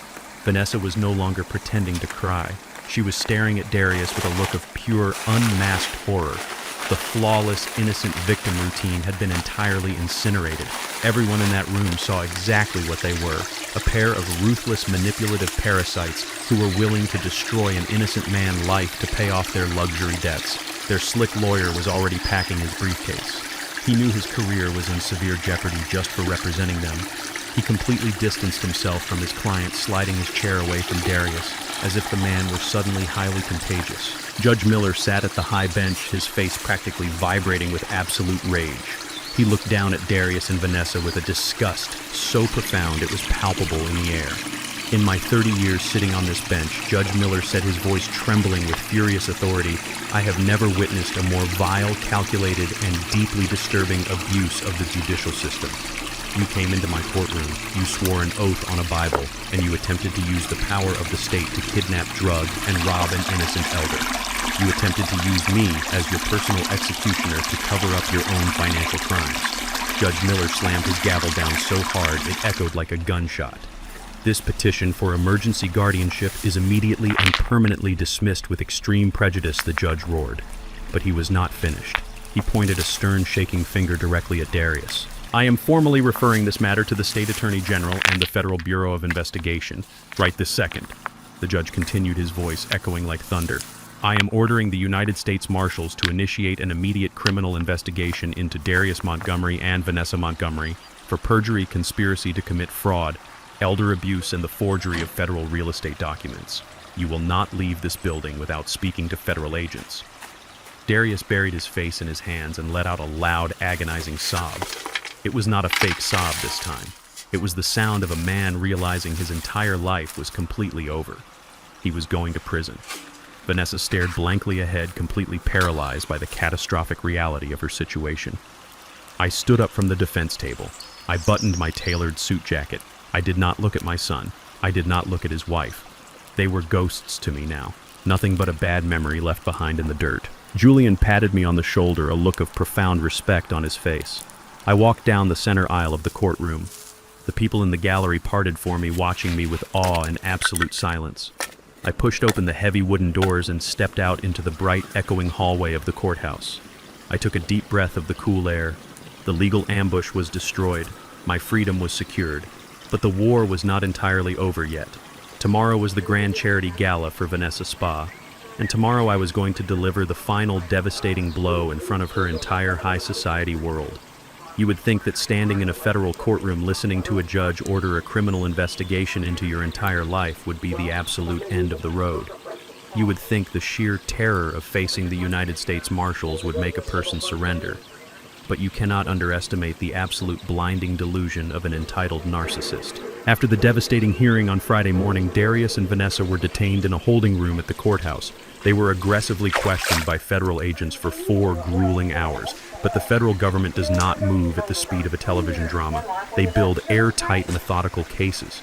Because Darius had not technically fled the state and the grand jury indictment for bank fraud and forgery would take at least a few weeks to officially process, they were temporarily released pending further investigation. Darius walked out of that courthouse completely broken. He was a walking ghost, a man who finally realized he was destined for a federal prison cell. But Vanessa saw a loophole. Her brain completely rejected the reality of her impending destruction. To Vanessa, the fact that she was not sleeping in a jail cell that night meant she still had a chance to win. She convinced herself that if she could just find enough cash to pay off the commercial debts, the federal government would magically drop the charges. It was a pathetic, childish understanding of the law, but it was all she had left. Instead of hiring a criminal defense attorney and preparing for her inevitable ruin, she decided to double down on her fake luxury lifestyle. The very next evening, Saturday night, was the scheduled date for her highly anticipated VIP fundraising gala for her boutique wellness spa chain. She had spent months planning this extravagant event, inviting the wealthiest, most elite members of Chicago high society. She was going to use this glamorous party to court new investors desperately hoping to hook a massive financial whale to bail out her sinking ship. She actually believed she could smile, drink champagne, and charm her way out of federal tax evasion and real estate fraud. I knew all of this because Kendra, the spa manager who had bravely handed me the evidence of Vanessa financial crimes, called me on my private line early Saturday morning. Kendra told me that Vanessa had stormed into the spa on Friday evening acting completely manic and unhinged. Vanessa was screaming at the staff to polish the imported marble floors and arrange the expensive floral centerpieces. Kendra said Vanessa was telling everyone that the courthouse disaster was just a minor misunderstanding caused by a jealous, senile father-in-law. She told her employees that tonight Gala was going to secure millions of dollars in new venture capital. She was going to stand on a stage, pitch her fraudulent business to a room full of millionaires and completely ignore the fact that the FBI was currently tearing through her corporate tax records. I sat in the quiet luxury of my penthouse listening to Kendra describe the sheer, unadulterated arrogance of my daughter-in-law. I thanked Kendra, told her to take the evening off, and promised her that the nightmare she had been living was almost over. I hung up the phone and walked over to my heavy mahogany desk. It was time to pull the final thread that would unravel Vanessa's entire existence. I picked up the sleek silver phone and dialed a private number. It was the direct line to the Chief Executive Officer of Ironclad Holdings. Ironclad Holdings is one of the most ruthless, aggressive commercial real estate conglomerates in the state of Illinois. They own dozens of premium high-rise retail spaces in the financial district. They are also the exact corporate entity that holds the commercial lease for Vanessa Boutique Wellness Spa. And they are the entity holding the massive $1.5 million debt she used to build her fake empire. The CEO, a sharp, brilliant man named Victor, answered the phone immediately. "Victor," I said, keeping my voice perfectly calm and low, "I need you to print out the commercial lease agreement for the wellness spa on Michigan Avenue. I need the default clauses highlighted, and I need the official eviction notices legally drafted and signed by you. I also want the formal notice of immediate loan recall prepared for presentation." Victor did not ask any questions. He knows exactly who really owns the controlling shares of Ironclad Holdings. He just asked when I needed the paperwork ready to go. I looked out the floor-to-ceiling window at the clear, freezing Chicago skyline. The city was glowing with thousands of lights, completely unaware of the storm I was about to unleash. "Have the documents ready by 7 o'clock tonight," I told him. "Get your best tailored suit on, Victor. We are going to a very exclusive party tonight." I ended the call and walked down the long gallery-style hallway of my penthouse to my master bedroom. For 35 years, I had deliberately hidden my true financial power. I had worn faded puffer jackets, driven a rusted Chevy truck, and let the arrogant elites of this city look right past me. I had allowed my son to treat me like a burden because I wanted to see the true content of his character.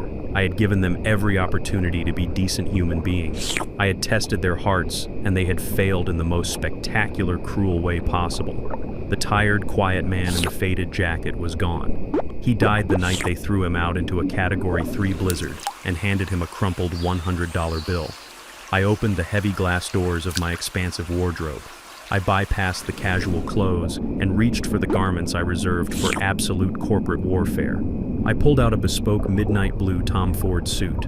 The fabric was immaculate cut with absolute precision, designed to command respect the second you walk into a room. I put on a crisp, perfectly pressed white silk blend dress shirt and tied a dark silver silk tie around my collar. I stood in front of the full-length mirror and fastened a solid platinum Patek Philippe watch around my wrist. The timepiece alone was worth more than the luxury vehicles Darius and Vanessa leased to look wealthy.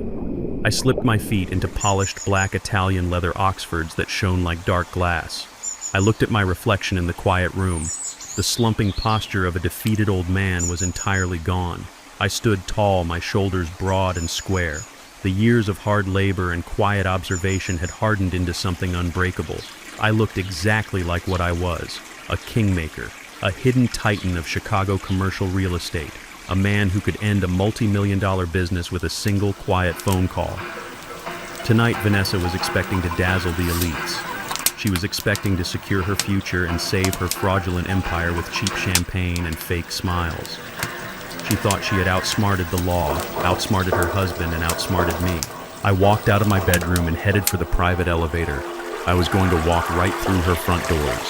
I was going to step onto her red carpet, look her directly in the eye, and bring her artificial world crashing down so violently that she would never, ever recover.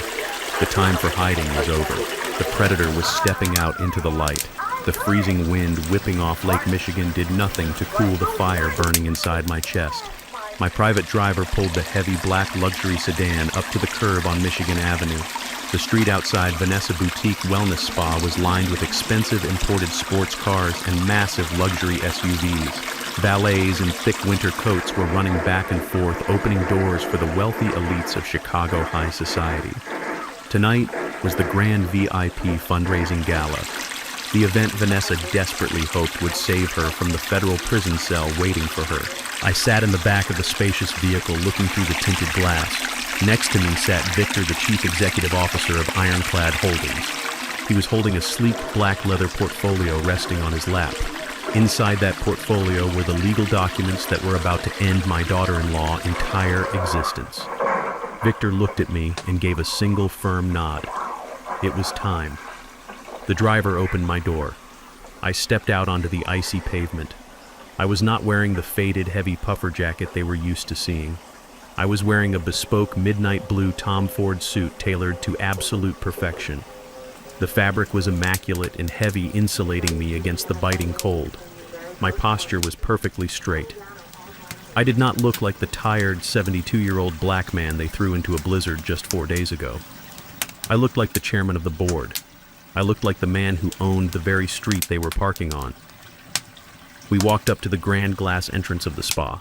2 large security guards in cheap black suits were standing by a velvet rope checking names on a digital tablet. They looked up as Victor and I approached. One of them stepped forward, ready to ask for our invitations. But then he recognized Victor. Every high-end security firm in the financial district knows the face of the man who manages the ironclad commercial properties. The guard swallowed hard, took a quick step back, and unclipped the velvet rope without saying a single word. True power does not wait in line. True power simply arrives and the world gets out of its way. I walked through the heavy glass doors and stepped into the massive reception area of the wellness spa. The room was an absolute monument to financial vanity and unearned privilege. The air smelled of expensive eucalyptus and imported essential oils. Crystal chandeliers hung from the high exposed ceilings, casting a warm, flattering light over the imported Italian marble floors. Waiters in crisp white shirts floated through the dense crowd, carrying silver trays loaded with crystal flutes of expensive champagne and tiny, pretentious appetizers. The room was packed tightly with the exact kind of people Vanessa worshipped. Wealthy, entitled, predominantly white suburban elites who spent their weekends comparing country club memberships and gossiping about the people who served them. I stood near the back of the room by the coat check, completely unnoticed in the sea of designer dresses and expensive cologne. Victor stood quietly right beside me, blending into the shadows. And then I heard her. Vanessa's voice echoed through the overhead surround sound system. She was standing on a slightly raised platform at the far end of the room, bathed in a warm spotlight. She was holding a microphone, wearing a sleek, incredibly expensive-looking emerald green evening gown. Her hair was perfectly styled and her makeup was flawless. She looked like a queen holding court. Darius stood obediently a few steps behind her. He was wearing a fitted tuxedo, but he did not look confident. He looked sick. He looked like a man who knew the federal authorities were currently building a massive criminal case against him. He kept shifting his weight from foot to foot, his eyes darting nervously around the room. But Vanessa was completely in her element. She had entirely blocked out the reality of the courthouse disaster. I listened to the words coming out of my daughter-in-law mouth, and the sheer audacity of her lies was almost breathtaking. I look around this beautiful room tonight, Vanessa projected into the microphone, her voice dripping with fake humility and practiced emotion. And I am just so overwhelmed with gratitude. Building this flagship wellness empire was the hardest thing I have ever done in my entire life. There were so many sleepless nights, so many sacrifices, so many moments where I thought I could not push any harder. She paused, placing a hand over her heart, taking a deep theatrical breath. But I did it, she continued, her voice rising with dramatic triumph. I built this beautiful vision from the ground up entirely on my own. I did not have handouts. I did not have a safety net. As a female founder in a cutthroat city, I had to fight for every single inch of space I occupy. I relied on my own grit, my own determination, and my own relentless work ethic to make this dream a reality. I am a self-made woman, and tonight we celebrate the power of independent success. I stood by the coat check and listened to her claim the title of a self-made woman. A woman who is currently drowning in $1.5 million of predatory commercial debt.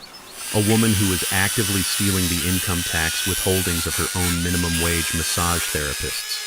A woman who had forced her husband to forge my dead wife's signature just to steal my home. And here she was, holding a glass of champagne, soaking up the applause of her wealthy friends, pretending she was an independent, highly successful entrepreneur. It was an absolute masterpiece of narcissistic delusion. The crowd erupted into polite applause. The wealthy investors raised their crystal glasses to toast her fake struggles. I decided I had heard enough of her fairy tale. I stepped out of the shadows at the back of the room. I walked directly down the center aisle, moving slowly, deliberately, with the heavy, unyielding presence of a man who owned the very ground he was walking on. Victor followed a few steps behind me, holding the black portfolio. My polished leather Oxfords clicked sharply against the marble floor. The crowd was dense, but as I moved forward, people instinctively began to part. They looked at my tailored suit. They looked at the heavy platinum watch gleaming on my wrist, and they stepped aside. A murmur started to ripple through the room. The polite applause for Vanessa's speech slowly died out. The clinking of crystal glasses stopped completely. A heavy, incredibly awkward silence began to spread from the back of the room all the way to the front stage. Vanessa noticed the sudden shift in the room energy. She stopped talking mid-sentence. She lowered the microphone and peered into the crowd, her brow furrowing as she tried to see what was causing the distraction. And then her eyes locked onto me. I stopped walking about 20 feet away from the stage. I stood perfectly still, my hands resting casually by my sides. I looked directly up at her.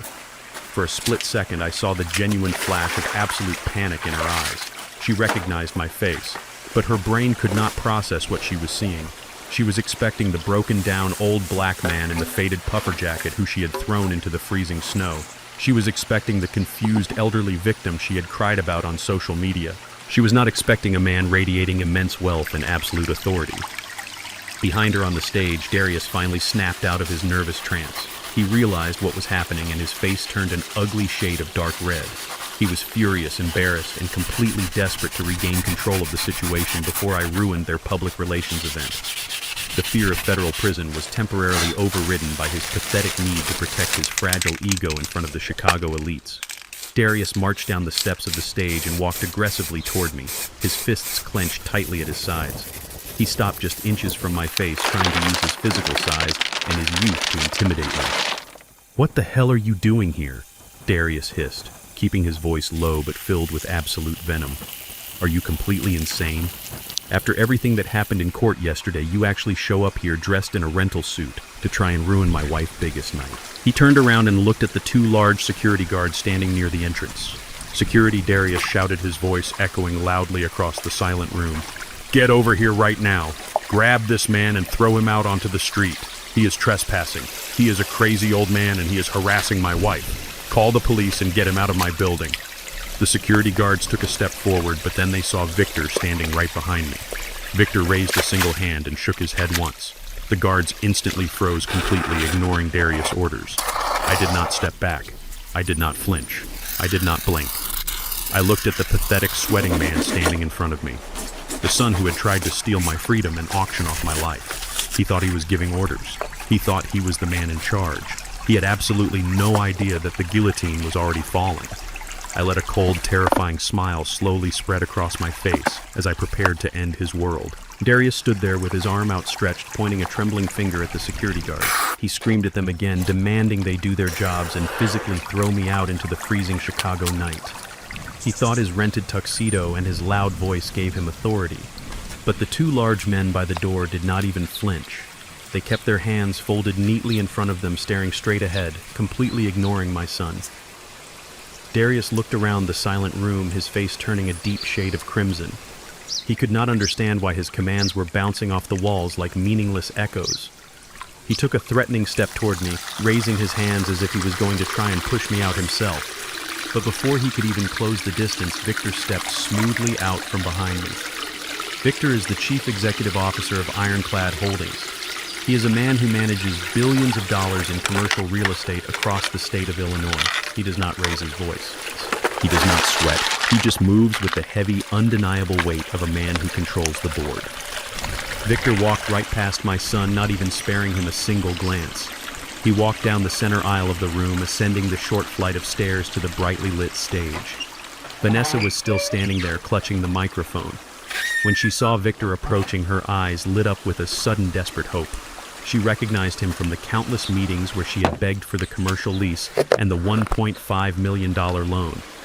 Her narcissistic brain immediately jumped to the most delusional conclusion possible. She actually thought Victor was walking up to the stage to publicly endorse her wellness spa.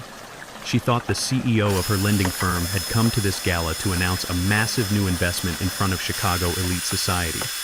She put on her absolute best camera-ready smile. She took a step toward Victor, extending her free hand to welcome him. Victor did not shake her hand. He did not smile back.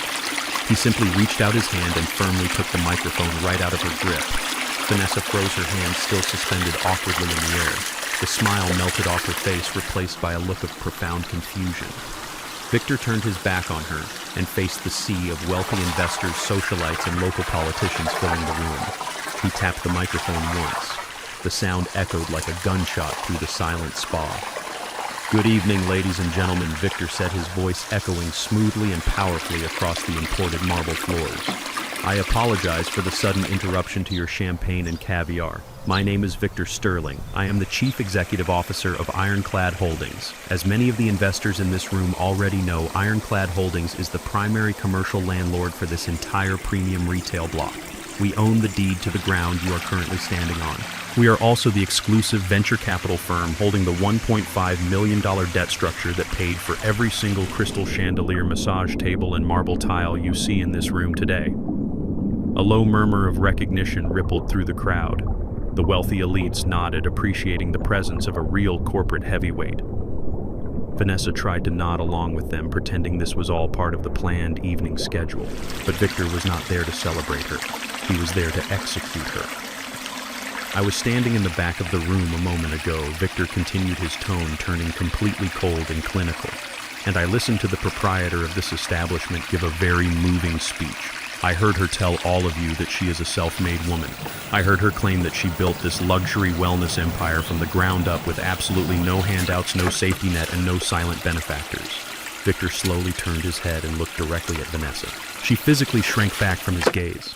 "That is a complete and absolute fabrication," Victor announced, his voice dropping to a lethal register. "This business is not a testament to independent female entrepreneurship. This business exists solely because of the extraordinary grace and the direct financial backing of one single private investor, a man who prefers to operate in the shadows but who personally approved the high-risk loan that allowed this vanity project to open its doors." The room grew so incredibly quiet you could hear the soft hum of the climate control system. Nobody dared to take a sip of their drinks. The socialites stopped whispering. The photographers lowered their cameras. Victor stepped to the edge of the stage and extended his arm respectfully, pointing directly at me. I was still standing perfectly still in the center aisle, my hands resting casually by my sides, wearing my bespoke midnight blue suit. "Please allow me to formally introduce the founder, the majority shareholder, and the sole private financial backer of Ironclad Holdings," Victor projected loudly. "Mr. Clarence Montgomery." The silence that followed that sentence was heavier than gravity.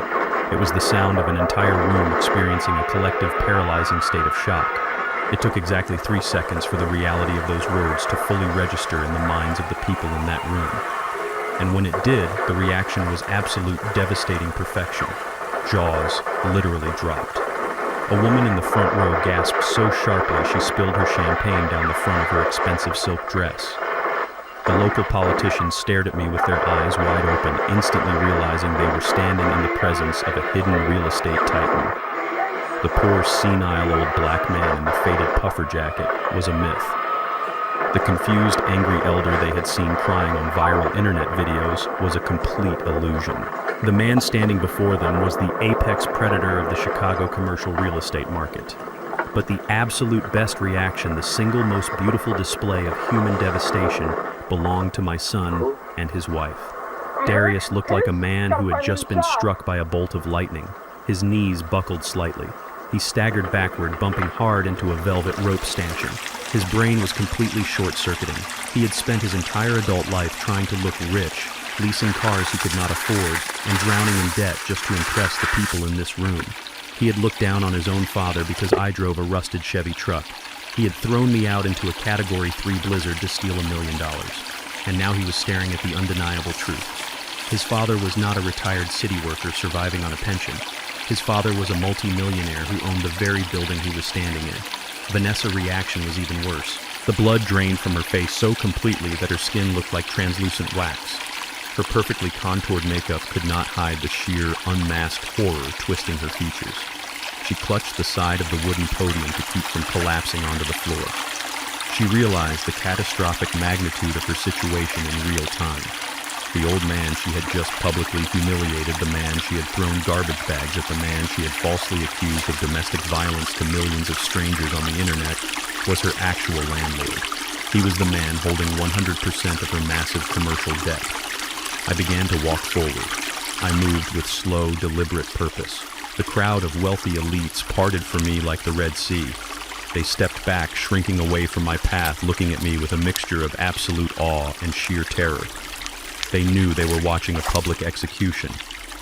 I stopped at the base of the stage, looking up at the woman who had tried to destroy my life. I did not raise my voice.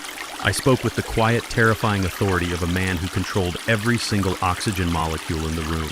You wanted everyone to know what a successful self-made woman looks like, Vanessa, I said, my voice carrying clearly through the dead silence. Let us talk about the reality of your success. You do not own this studio, I own this studio. You do not hold the lease to this commercial property. My firm owns the deed to this entire city block. You are standing on my imported marble floors. You are breathing my air conditioning. And you owe my company $1.5 million in high-yield predatory debt. She was hyperventilating on the stage. She could not speak. She could not even form a coherent thought. She just shook her head back and forth as thick, dark tears of absolute terror ruined her perfectly styled face. You thought I was just a tired old man who did not understand modern finance? I continued, tossing her own condescending words right back at her. You thought you could throw me out into a blizzard, freeze my accounts, and run to the internet to play the victim. You thought you were dealing with a helpless, lonely burden.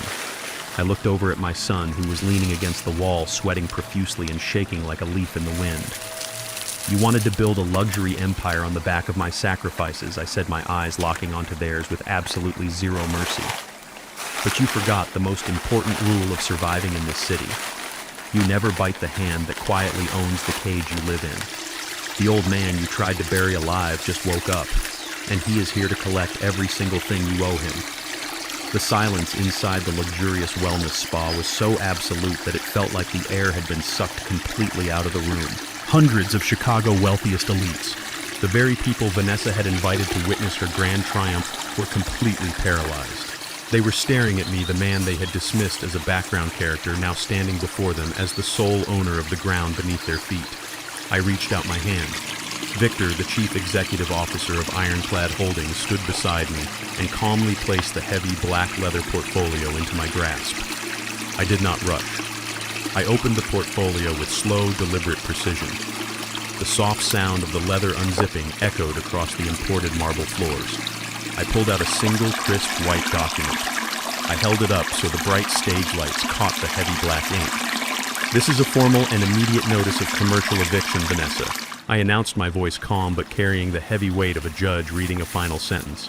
When my firm approved the lease for this building, we included a very specific and incredibly strict moral and ethical conduct clause. Attempting to falsely imprison an elderly man, extorting his assets, and committing perjury in a federal courtroom constitutes a catastrophic violation of those terms.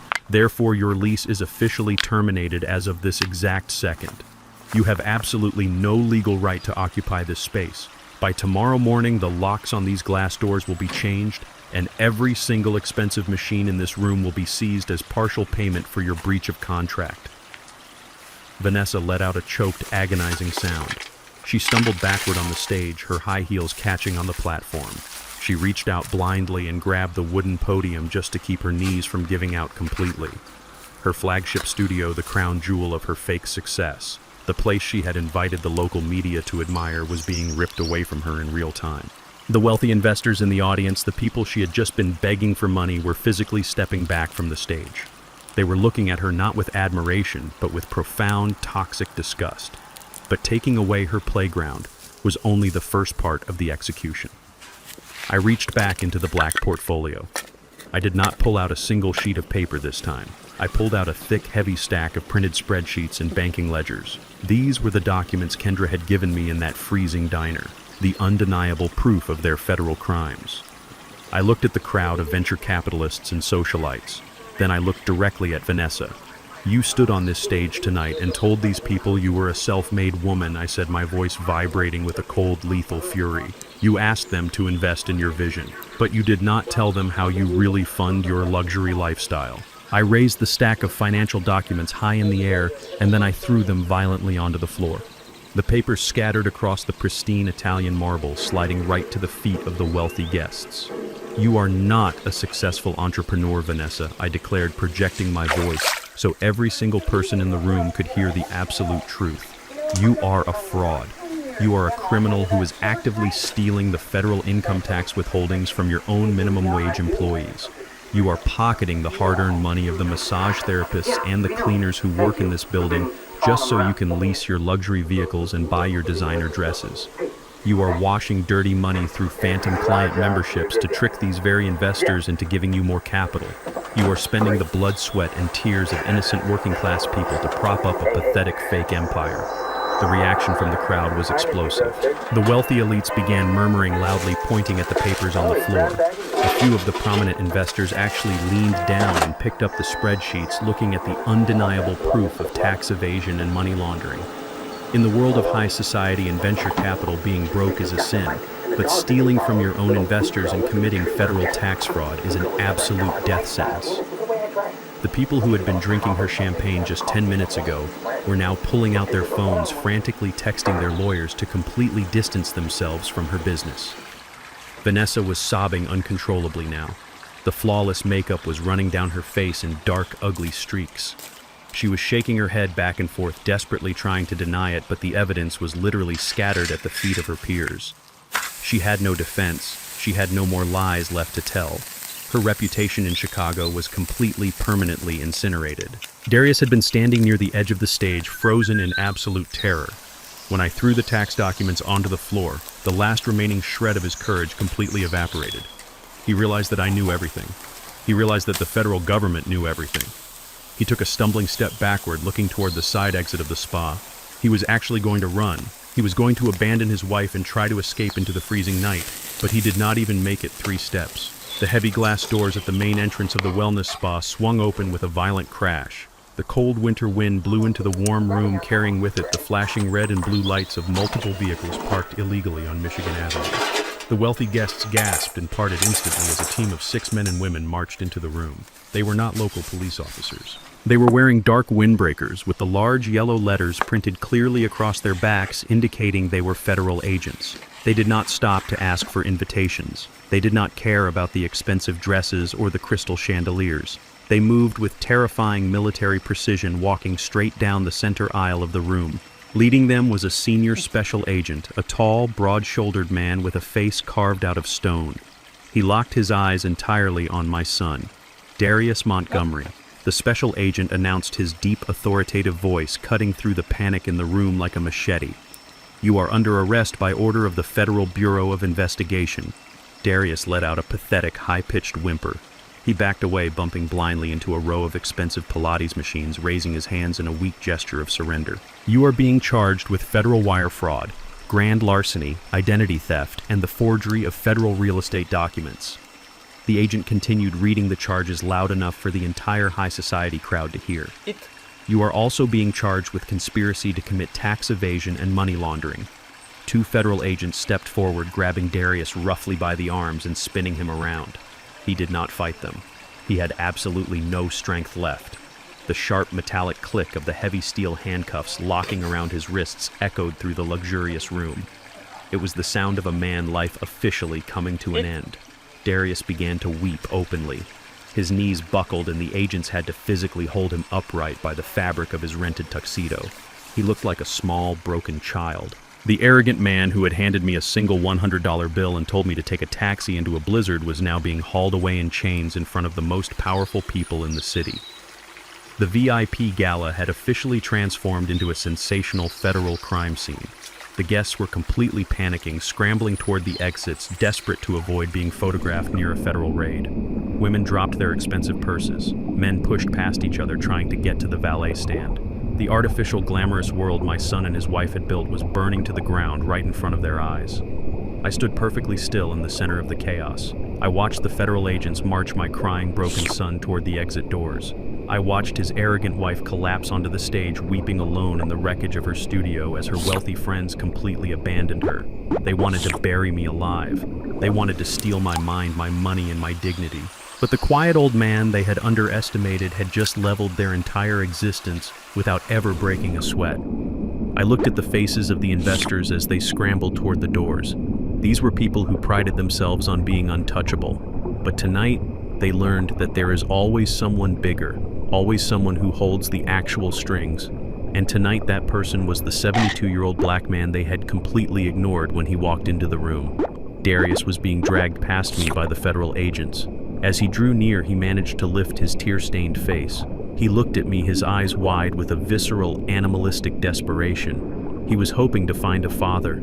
He was hoping to find the man who had protected him his entire life. He opened his mouth, his lips trembling, trying to form a plea for help. I did not offer him a single ounce of comfort.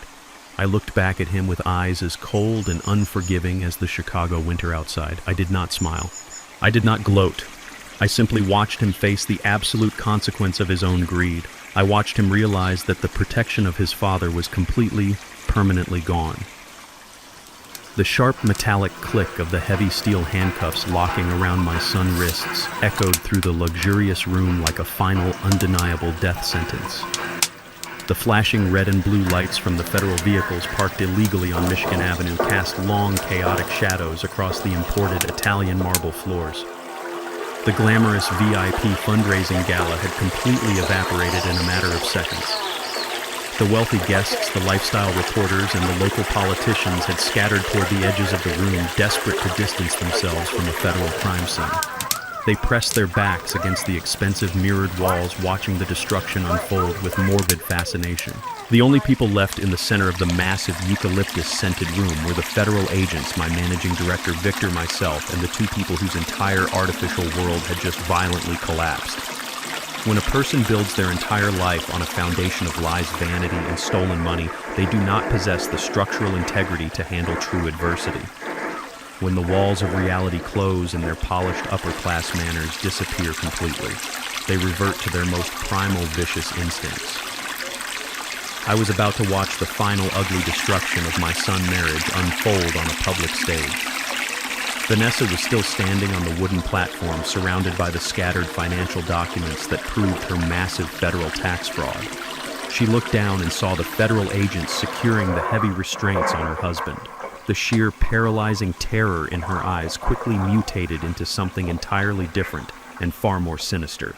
It turned into a raw, venomous instinct for absolute self-preservation.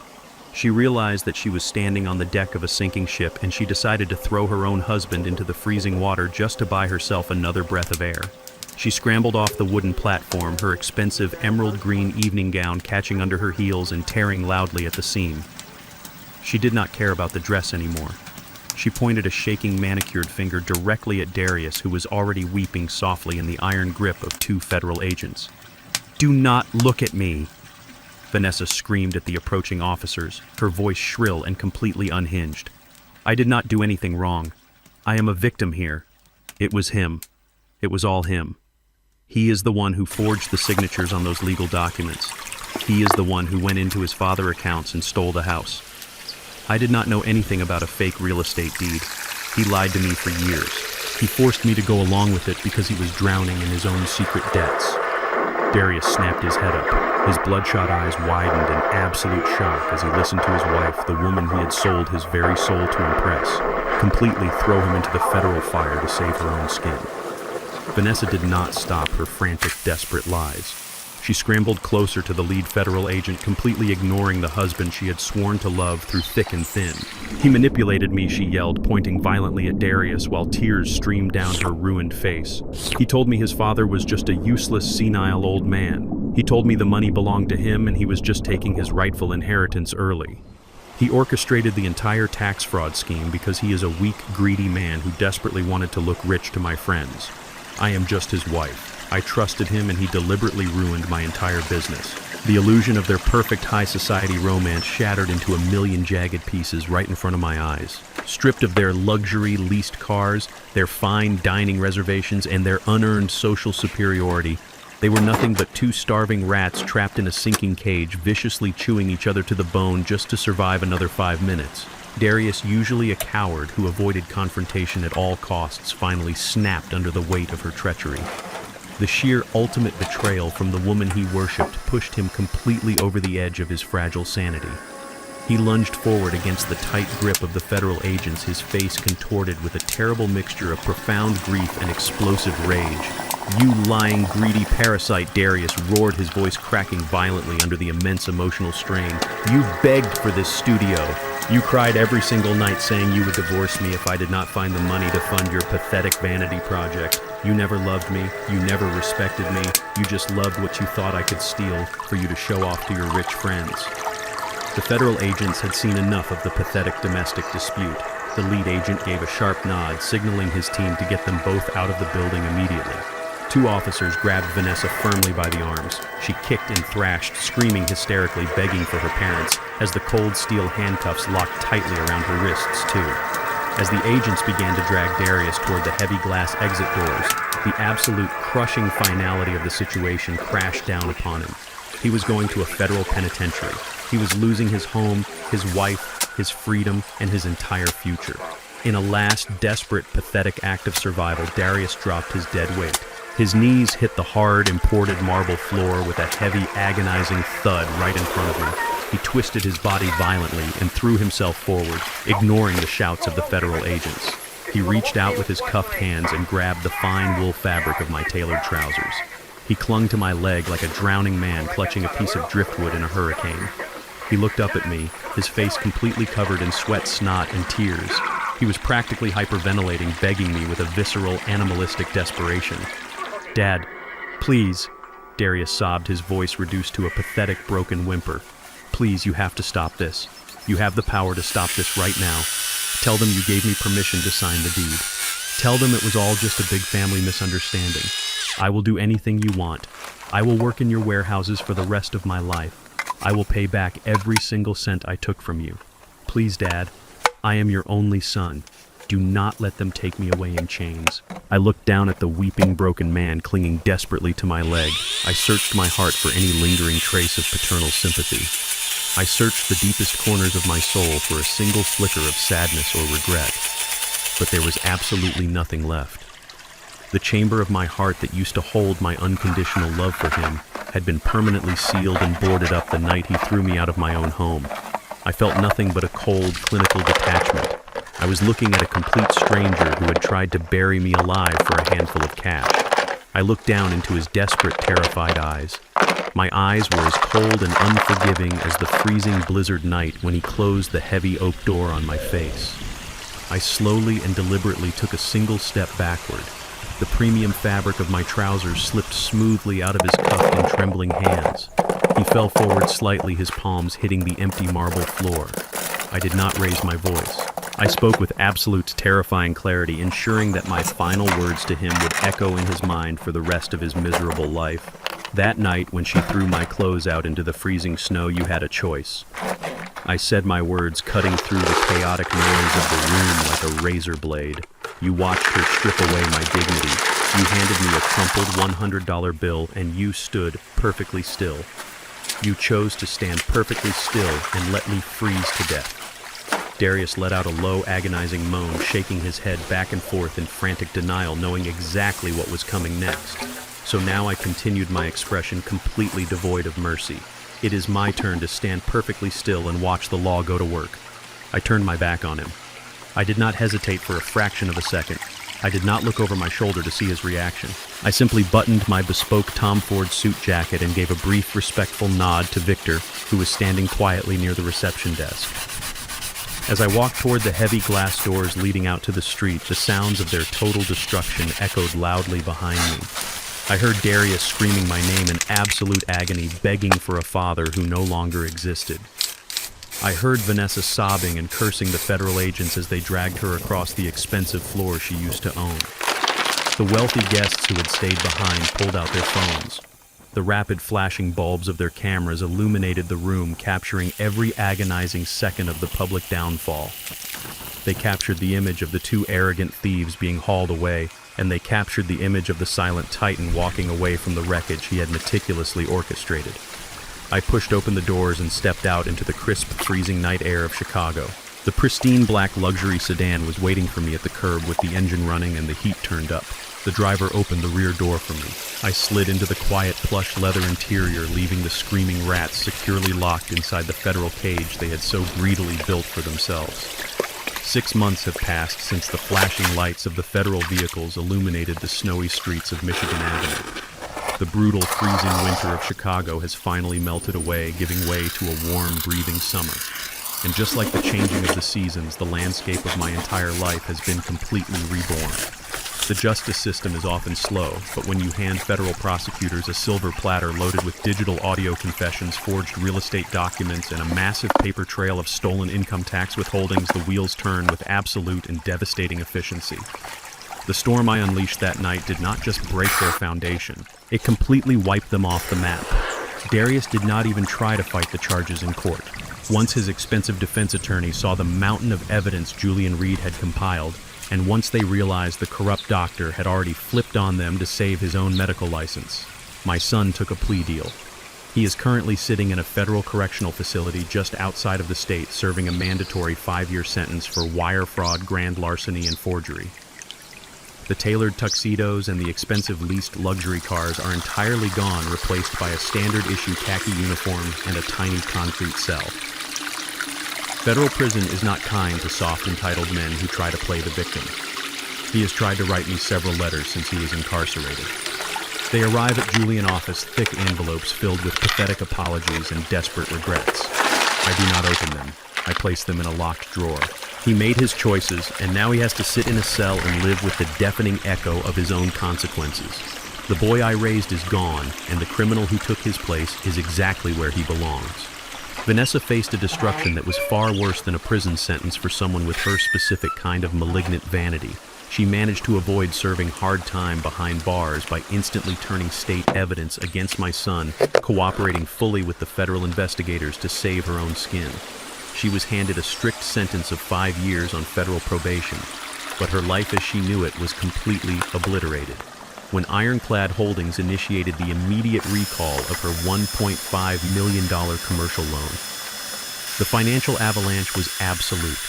Because she and Darius had fraudulently used my property as collateral, the massive debt defaulted entirely onto her personally. The bankruptcy courts stripped her bare. They seized the luxury cars, leaving her to navigate the city on public transportation. They emptied the bank accounts. They even forced the public liquidation of her expensive designer wardrobe and her jewelry just to satisfy the crushing legal fees and the outstanding creditor judgments.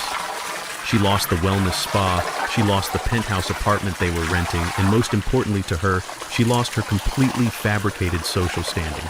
The wealthy friends who used to drink champagne with her at the gala deleted her number the moment the scandal hit the local news. Today, Vanessa is living back in the dark, unfinished basement of her parents' house. But it is not a happy family reunion. Richard and Diane, the arrogant people who once marched into my penthouse and threatened to destroy me, are now complete social pariahs. The elite circles they fought so hard to impress have completely shunned them. And worse, the massive federal spotlight Vanessa brought onto their family triggered a deep forensic audit by the Internal Revenue Service. Richard and Diane are currently under active investigation for their own corporate tax anomalies. Their bank accounts are frozen and they are drowning in legal fees. Vanessa is trapped in a cold basement filled with resentment, forced to work a minimum wage administrative job just to help pay off the legal debts she accumulated. She wanted to be a high society queen, but her greed turned her into a prisoner of her own making. While their fake plastic world completely collapsed, my world finally found a sense of profound, unbroken peace. The commercial real estate transaction for the house in Hyde Park was officially reversed by the federal courts. The deed to the 4-bedroom brick colonial, the house I bought 40 years ago, was returned to my name, but I did not want to live there anymore. The memories of my late wife Beatrice were beautiful, but the memory of being thrown off that porch into a blizzard was a stain I needed to wash away. I realized very quickly that the vast empire I had built over 35 years needed a new purpose. Hoarding wealth is a hollow victory if it does not leave the world a little better than you found it. So I took that old house in Hyde Park and completely gutted the interior. I hired the best contractors in Chicago and transformed the property into a state-of-the-art vocational training center for young, underprivileged African-American men and women. I named it the Beatrice Foundation in honor of the woman who taught me the true meaning of hard work and compassion. We do not just offer handouts, we offer a tangible future. We converted the living room into a computer lab and the bedrooms into drafting studios. We bring in master electricians, plumbers, architects, and financial advisors to teach these young kids actual valuable skills. We teach them financial literacy, real estate acquisition, and how to build generational wealth without losing their integrity. We focus on the kids who have the drive and the intellect to succeed but lacked the financial safety net to get their foot in the door. I wanted to build a ladder for the youth who are currently standing exactly where Beatrice and I stood 50 years ago. Kendra, the brave woman who handed me the financial ledgers that brought down Vanessa's spa, is now the fully salaried executive director of the foundation. She finally has the respect and the authority she always deserved. Tonight, the penthouse is perfectly quiet. I am sitting in my favorite leather chair by the floor-to-ceiling window, watching the city of Chicago glow against the dark night sky. I am holding a warm mug of herbal tea, letting the steam rise and soothe my chest. I look down at the sprawling, glittering lights of the financial district. I look at the commercial high-rises in the distance, knowing that my name is quietly printed on the deeds of several of those massive buildings. I look at the streets where I used to work long, grueling shifts in the freezing cold. I survived the ultimate betrayal of my own flesh and blood. I survived the insidious, arrogant greed of a society that tried to write me off as a weak, disposable old man. I did not just survive it, I completely conquered it. I reclaimed my name, I protected my true legacy, and I secured the future for dozens of young kids who actually deserve a chance at the American dream. The war is officially over and the storm has finally passed. They assume that because you are old and quiet, you are weak. They believe that freezing you out in the storm will make you beg for warmth. But they forget that some of us were forged in the cold. Blood does not give anyone a free pass to strip away your dignity, and age does not mean you surrender your power. When you build a life with your own bare hands, you hold the absolute right to tear down any parasite trying to feed off your foundation. True power does not make noise. It simply waits, watches, and legally reclaims what it owns. If this story resonated with you, please take a moment to leave a comment below and share your thoughts. Have you ever had to walk away from toxic relatives to protect your peace? Hit the like button, subscribe to the channel, and turn on notifications so you never miss another story about finding your strength and taking back your power.